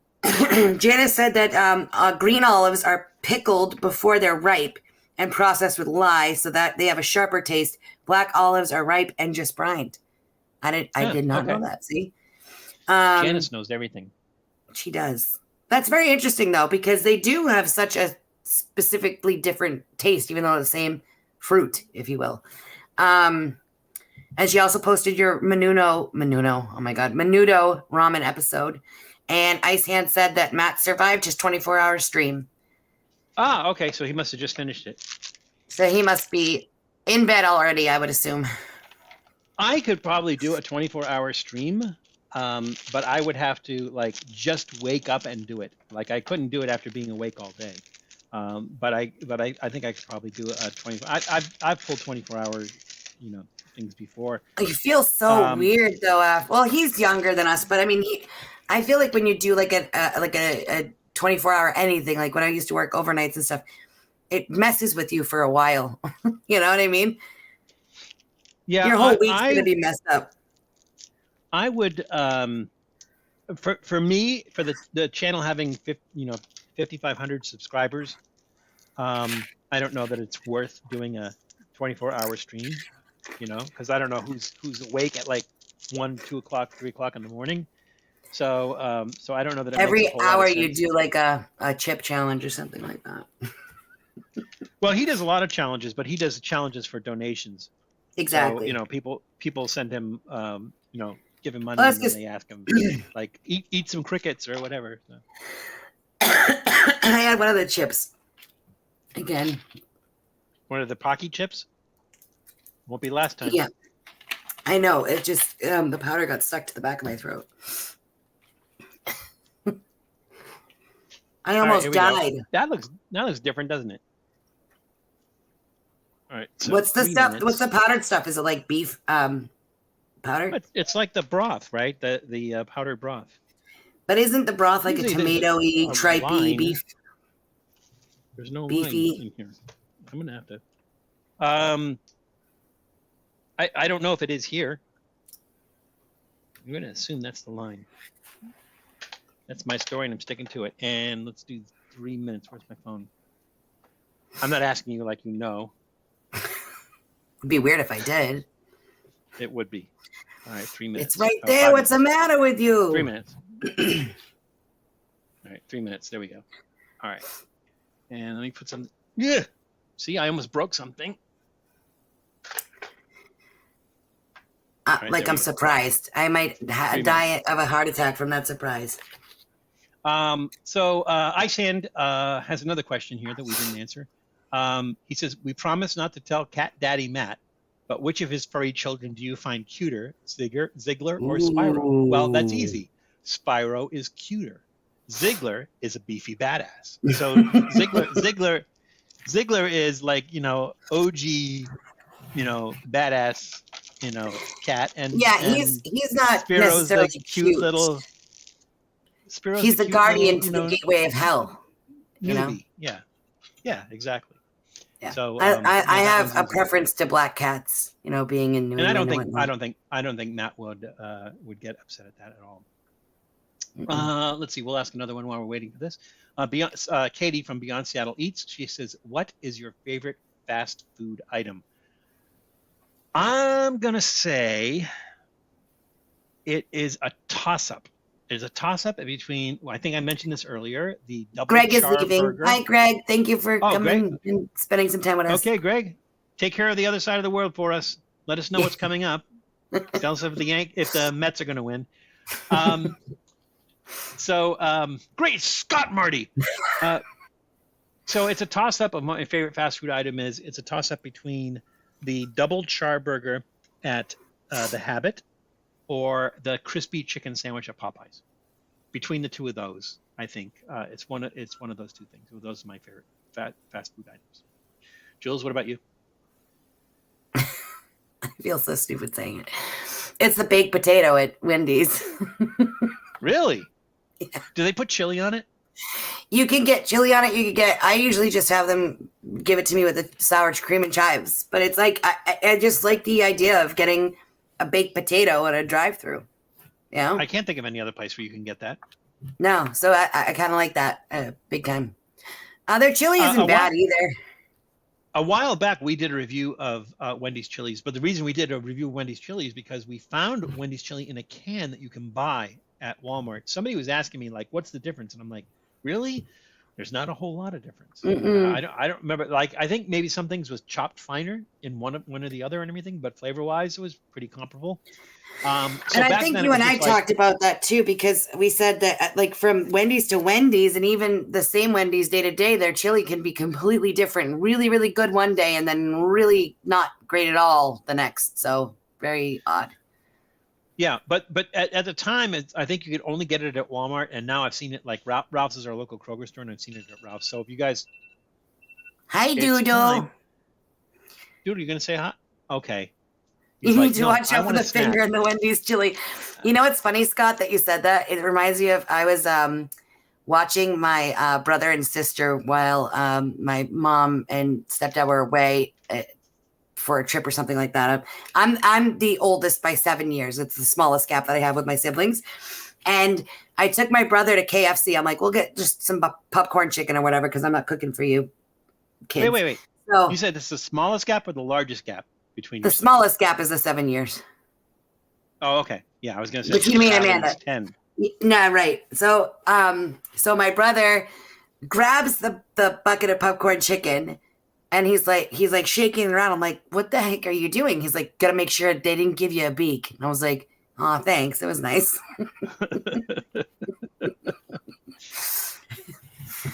So that's one of the memories I have.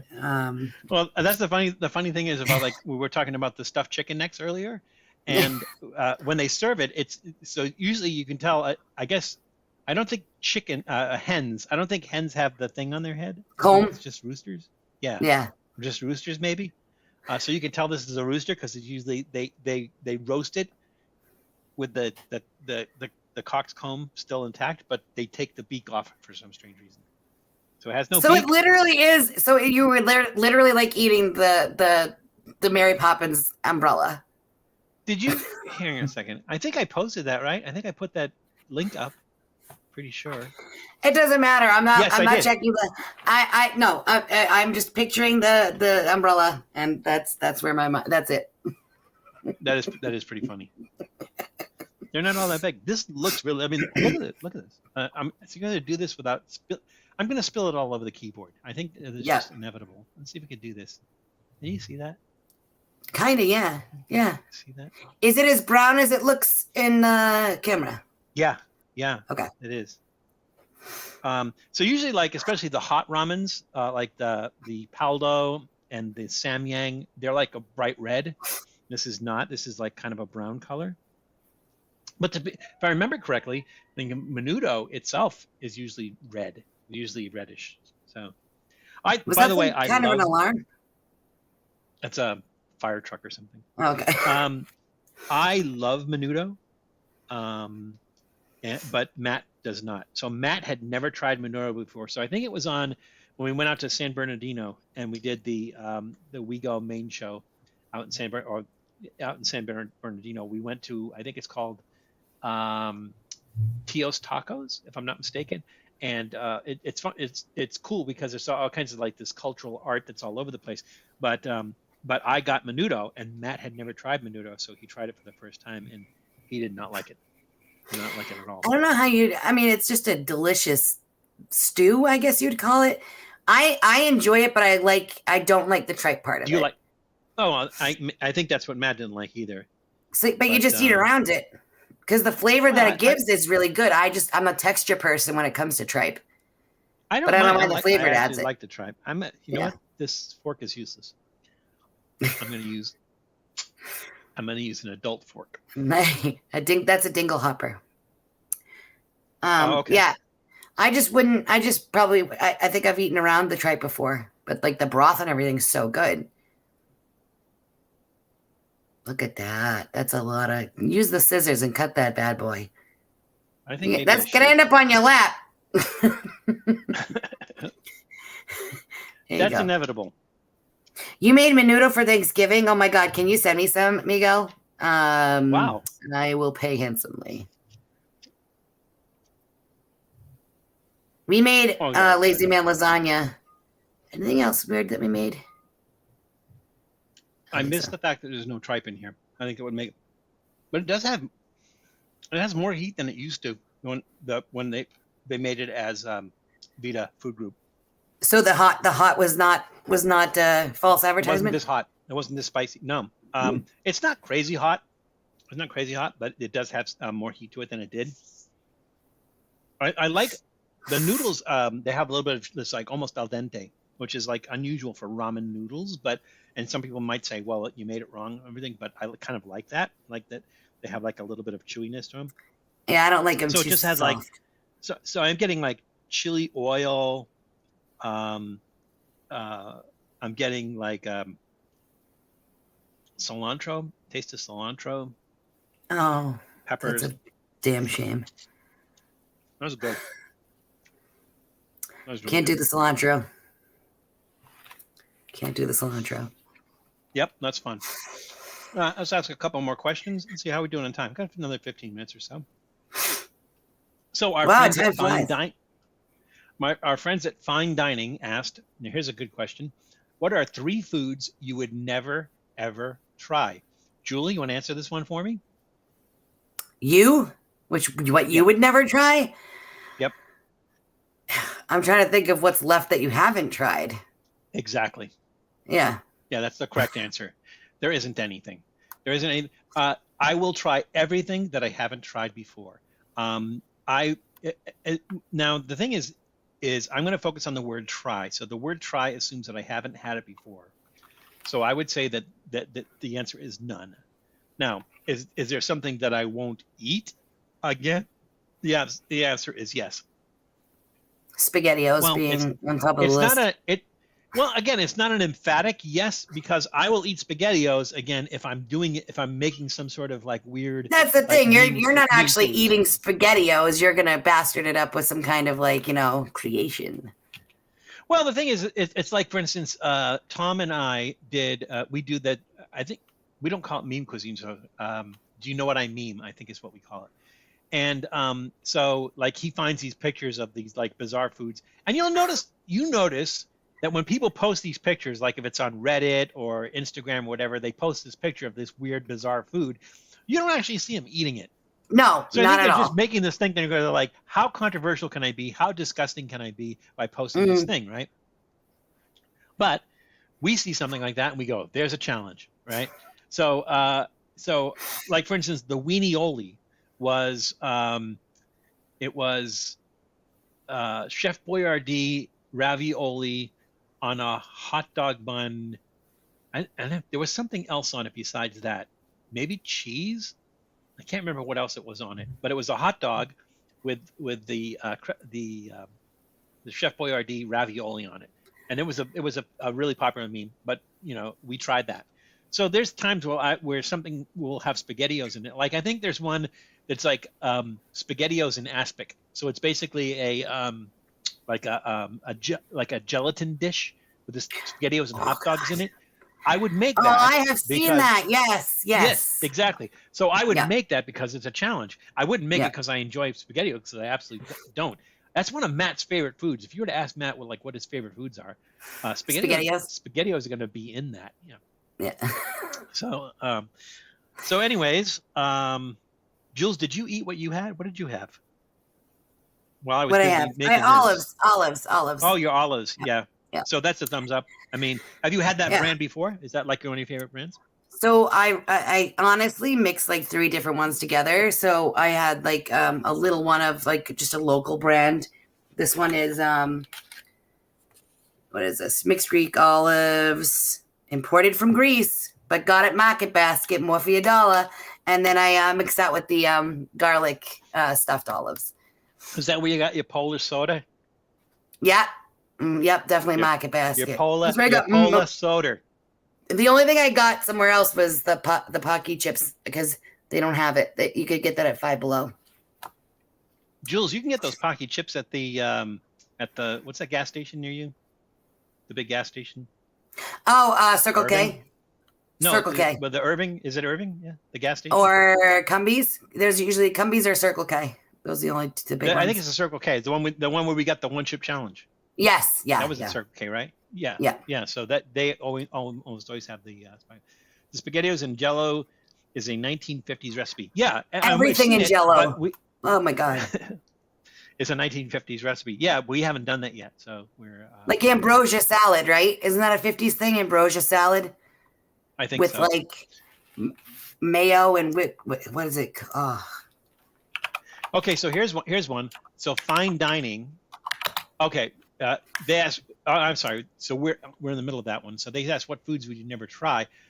I would say that if there's something that's made from biological waste, I won't try it. I'm not even curious as how it tastes. I'm not going to risk my health or my life to eat something. So so anything that could possibly mess you up and put you in the hospital, I don't want to even try. Now I have tried things that you might call risky. Like I have actually had fugu, which is the blowfish. I've actually had that before, and I didn't die.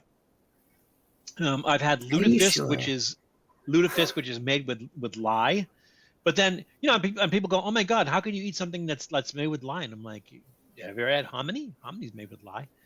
And I've had poke salad, which is Belinda still there? I don't know if she's still watching. So we went to this family reunion in Alabama, and her aunt said, "Have you ever had poke salad?" And I said, "No." And they said, "Well, if we show you what to get, you go out in the woods and get it. We'll come back and we'll make it for you." And there's this plant. It's called a pokeweed, and you can only eat the green leaves.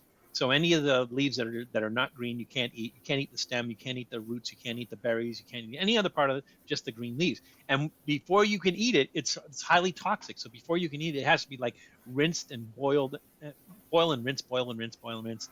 Then you put some like bacon fat in a pan, and then you fry it up. You can add eggs to it and onion and stuff like that, and it's like spinach with a bite. But it's like I said, if it's not prepared right, it's toxic. And I have had that. And then some of the other things I actually like. Carl, I don't know if you guys remember the issue I had with Carl, but I literally. I had the windows open while I was making because I fried it. I made fish tacos with it, and I had all the windows. Well, she came home and she goes, "My God, what the hell happened in here?" And the smell permeated the entire apartment and stayed there for like 5 weeks. Lysol wouldn't kill the smell, so it was like it was pretty. The smell was pretty strong. Like I said, I've had lutefisk. I've had surströmming. The thing I didn't like about the surströmming wasn't the flavor. The flavor was fine. It was a little bit salty, but the problem was that it was too fermented that the fish just fell apart. So we were just kind of like we were using it as a dip at that point in time. The fish completely fell. So I would like to eat the fillets, the solid fillets. I would like to try surströmming again, but just eat the fillets. Durian, of course, eaten that many times. Natto, which is the fermented soybeans. We've done that. Done stinky tofu a bunch of times. Actually, there's a stinky tofu episode coming up, but it's on reckless eating. So we did a We Go Main show where we did a bunch of stuff in the area, and I took Matt to Tofu King in Rowland Heights, or Roland Heights, however you say that. And we got stinky tofu, and it was so funny because I think he ate one bite and I had to finish the rest of it. Poke salad, honcho, stuff like that. So yeah, and I would have any of those again, second time. Janice said the smell was so bad you had to move. Yep, that was actually the reason. Well, no, actually, I almost had to move. Not Claudia and I, just me. Just me. Exactly. Sorry, I'm late. Matt was doing 24 hours. Yeah, I saw that. I went in for a little bit last night, Adam. So no worries. At least he made it through, right? He made it through. I don't know how useful he is in the last few hours and everything, but kudos to Hello, Adam. to Matt. Welcome. Kudos to Matt. And Ice Hand said he had a patient in the hospital who was there because he went into his backyard and ate some mushrooms that were growing there. They asked him why, and he said, because they look good. Oh, my God. Yeah, I went foraging for mushrooms with somebody one time, but they know what they were looking for. And even then you read these news stories about like a famous author who forages for mushrooms who died of eating poison mushrooms. So, you know. That's the thing. Like, people talk about the chicken of the woods, that mushroom that grows like crazy. Hen of the woods. Yeah, that's what it is. And it's supposed to be really good. Yeah, but I'm not going out there and getting it. I will buy it and try it, but I'm not foraging it myself. Well, you eat chicken of the sea. Why not chicken of the woods? Right, exactly. Hen of the woods. Pops, you're on my fipe. Feet. What is FYP, Haley? And they wrote, Mama, ooh, because that's what they always say to me when they want something. All right, so let's see. We got another. We might go a little bit over. We might not. I don't know. We'll see. But I did bring my favorite soft drink. And again, this is one of those things where it was hard to pick a favorite because I have a few different favorite soft drinks. Like I love Moxie. I know a lot of people don't, but I love Moxie. Can you get it out there? Yeah, okay. Galco's usually has it, and sometimes sometimes like Rocket Fizz will have it and everything. But this is probably hands down my favorite soda. This is from Empire Bottling Works, and this is Spruce Beer. And so let's see, Empire Bottling Works. They've been around for a while. Yeah, they were founded in Bristol, Rhode Island by Manuel de Almada and Daniel Quinta in 1930. So they've been around that long. It's spruce beer. It's made with the spruce tree. And so the thing I like to say is I was going to use the bottle opener and just pissed off. The thing I like about it is like literally like drinking a Christmas tree. So this is like a really, really nice Christmas drink. Well, if you like that flavor. Because yeah, also gin can be like that as well. This is really nice cold.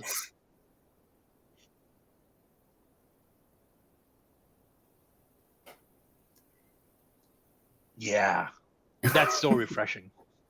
That's really refreshing. Yeah. That's the good stuff. For It you, is Paige.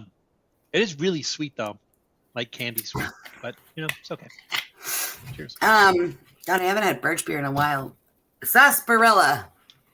They Similar, also right? that company also makes a birch beer. Oh, do they really? You mean sarsaparilla? I like sarsaparilla. No, it's birch beer. It's separate. They're birch beer, sarsaparilla, and root beer are not the same things. They're all different. Okay, let's see the other questions. Oh, here's a question from Julie Couture. What's at the top of your bucket list to try or to visit? So to try, moose, seal, kazu-marzu, mammoth, squirrel, whale, dog, and giant isopod. Now, before you start to criticize me for saying dog, Doodle is not on the menu. He's not marinating in the other room. I'm not going to eat Doodle. Well, I take that back. If there's like a nuclear holocaust and there's not a lot of meat on there. I mean, that's a snack. It's him or me. It's him or me. I'm not talking about eating Doodle. I'm not talking about eating the neighbor's dog. I'm not even talking about eating dog in the United States. But if I go to a place like Korea where they have restaurants where they actually have dog on the menu, I will try it. Same with whale. I think Japan, you can get whale in Japan. I would try whale if I was in Japan. Squirrel, that's a little bit easier. I just don't know anybody who's gotten squirrel where I could try squirrel. Mammoth is a little bit more difficult because you have to find somebody who finds it in permafrost and decides that they're going to serve it up. There is a story about one. When you said mammoth, I was like, he doesn't actually mean what I think he means. Yeah, woolly mammoth. Woolly mammoth. Hey, welcome back, Tom. Yes, woolly mammoth. So I would definitely try that. Now, there's a famous story about, I guess, the first time they found a mammoth in the permafrost, and they decided they were going to eat it. Now, here's the thing about the mammoths being in the permafrost is you don't know what killed it, right? You don't know what killed it. So, maybe it was a saber-toothed tiger. Maybe it was sick. Either way. So they ate this mammoth, which was about, I would say like tens of thousands of years old, but but frozen. And they said that almost everyone who ate it vomited and got sick. So, but the thing is, I'd give it. But then they got to say, "I vomited up mammoth." Yeah. So, not a lot of people get to say that. Seal, you could eat if you were participating in, like, for instance, in some of the northern Native American tribes, they are permitted to catch seal and eat seal because they have for tens of thousands of years and everything. But they Right. are permitted to do so during hunting season, and they use all the parts of it and everything. Exactly, I nothing would goes like to waste. participate in that. Moose, you have to know somebody who's hunted a moose. Typically, the way moose hunting works is you get it's a lottery, and when your turn comes up in the lottery, they tell you, okay, you can go hunt a moose. You only get one per lifetime, so it's not like you get a moose hunting license and you can go out multiple times. You get one moose per lifetime with a moose hunting license. You cannot sell it commercially, so you'll never find moose in a in a butcher store. But if you know somebody who has hunted moose, you could get the meat from them and you could eat the meat from them. So that I would like to try that. So moose and squirrel. So Bullwinkle and Rocky would like to try that. And giant isopod. I don't know if you've ever seen them. Those roly-poly bugs, the pill bugs? Yes. They look like that, except they live on the bottom of the ocean and they're about that big. But it's the same. They're actually related to them. Same kind of crustacean, actually. You can actually eat those roly-polies. I would make sure that you're raising them and you know what they're eating. Yeah, I was gonna say not off the street, probably. You can actually eat those. So, and as far as bucket list places to visit, I would say top places would be like Italy, India, Vietnam, Australia, Antarctica, Taiwan, and Peru. Those are probably like my top places. They should have made mammoth jerky. That would have worked. That probably would have made it more edible, Tom. Didn't they just find another big old, since you were talking about those isopods, but like a gigantic ancient, what do you call them? Armadillo? into permafrost or something like that? I We were don't know. talking about that. We were talking about cloning. Was it an armadillo or a sloth? I think they found sloths? both. Yeah, I think we were talking about both because remember we were talking about the cloning. What was the name of that? Merry Christmas, you old something in clone. Oh God, what was it? That was so good. Speaking of that, I finished up an episode yesterday. I have to do the editing on it. I finished up an episode at Forest Lawn Cemetery in Glendale, and that's where Jimmy Stewart is buried. So I have Jimmy Stewart's grave. Like, Merry Christmas, y'all building alone. I need to see the Moose Father. That's right. To get the moose, I have to see the Moose Father.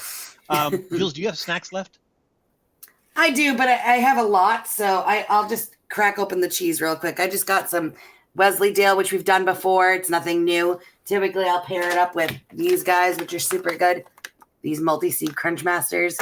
They're really nice. Made with olive oil. If I'm eating a cheese that I really like, and I'm gonna put it on crackers, I try to get the most. I don't want to say bland, but I'm just using the cracker as a palate, right? Yeah, so exactly. As a delivery system for the cheese. And yeah. I'm gonna end with these. So these are Fritos. Nothing spectacular there, but these are Mexican Fritos. These are from Mexico. They're from Sabritas. Sabritas is the it's owned by Frito-Lay, but these are from Mexico, and these are chorizo and chipotle flavored, which you'll never find here in the States. Now, the thing about things from Mexico, also in Colombia, when I'm in Colombia, is that you see these things on the top of the package. So one says exceso calorías, which means excess calories, and the other one says exceso sodio, excess sodium. So always good to know. So yeah, Sabritas was originally founded in 1943 by Pedro Antonio Marcos Noriega as Golosinas y Productos Selectos in Mexico City. And then in 1996, a year after Frito-Lay and Pepsi-Cola merged to form PepsiCo, Sabritas was bought out. So they're now owned by PepsiCo. Those look so delicious. I really wish I could have tried those. This isn't the bag that I got for you that I left on the counter, but next time I come up, I will bring those. So you can get these in convenience stores. I got this at the AM/PM. Oh yeah, those are good. What are you eating, rocks?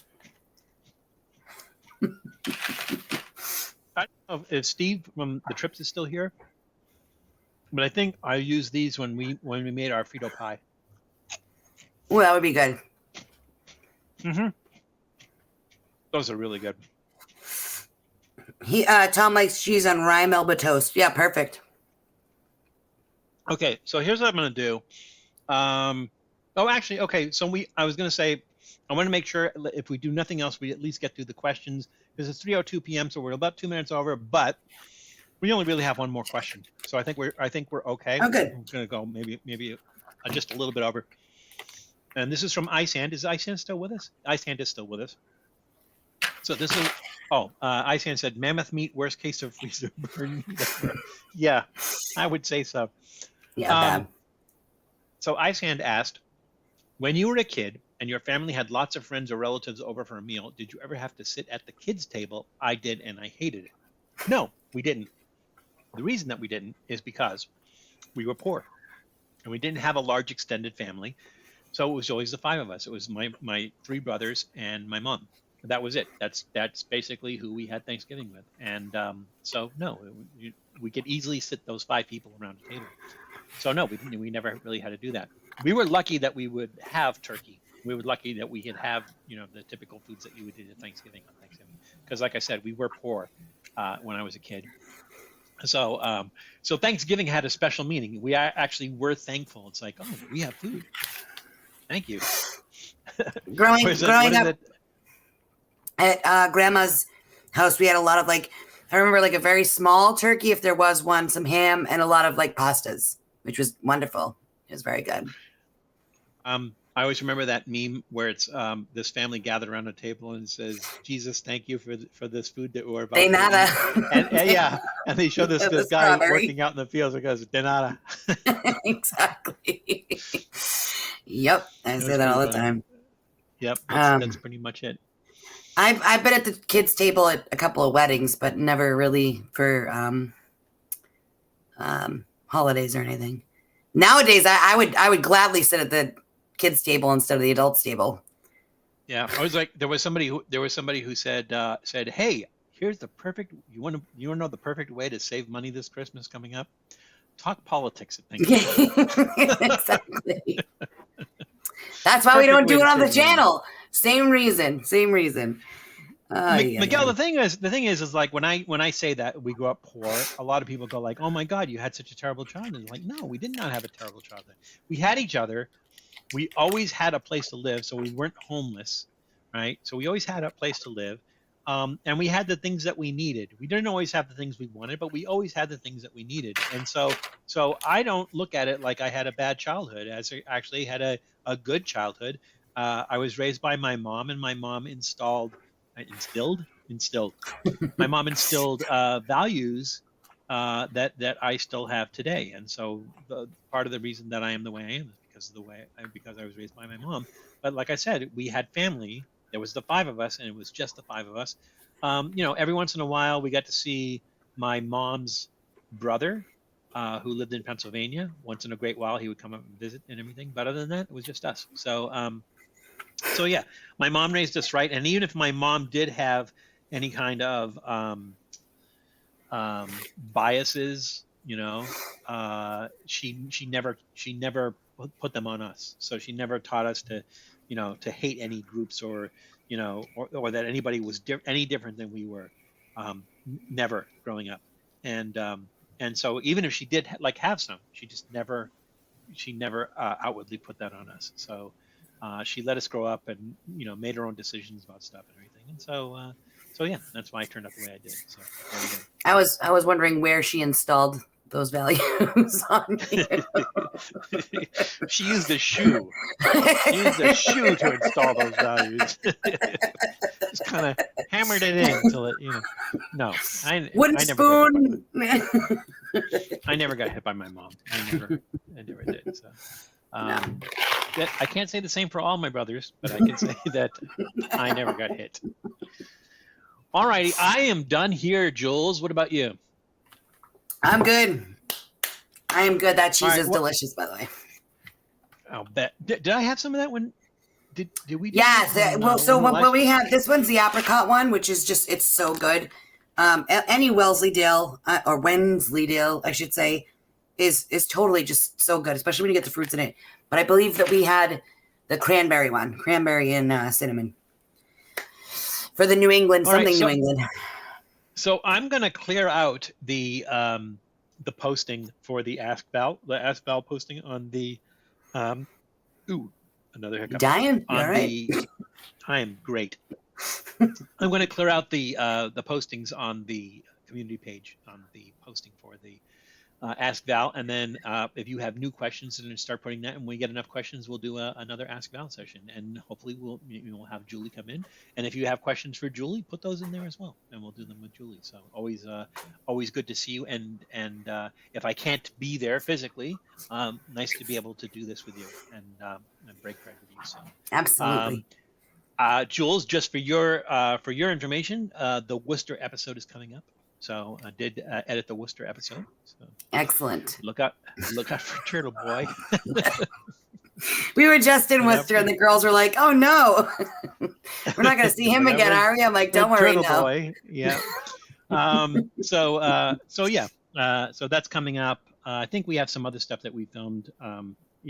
It's coming up a little at a time and everything. But thank you all for joining us today. We had as much fun as we hope that you had. And it's always good seeing you and spending time with you. And nice to see some people we haven't seen in a while pop into the room, and the people who join us all the time, like Janice, who has not broken her streak of seeing us all the time. Just a friendly reminder, Janice, old guy in Colorado, their channels, the Trips, give them some love. So if you don't know who those channels are, go to our featured channels page, and there's a list of them down there. Check them out. And we think that we wouldn't put them there if we didn't think that you're going to like them. But if you do like them, make sure that you subscribe to them and make sure that you like the videos, because it really helps them out. And leave comments on the videos as well. So remember to do that. And then just remember to be nice to each other, right? I mean, I kind of say that same thing at the end of every episode where I say it's crazy out there, so be careful, take care of yourselves, take care of others. I mean that. I mean every part of that. It's crazy out there. It really is crazy out there. We've literally said it to each other on the phone before. Yeah, but if you take care of yourself and you take care of others, it's going to be a lot less crazy. So Exactly. everybody, just chip in and do that. Thank you for all your help again, Tom and Janice, as usual. And we will see you next week with something interesting, something different. And we'll see you all soon. Jules, I'll see you soon. Love you. Yes, And I love you. Thank you, everybody. Everybody enjoyed the rest of your weekend.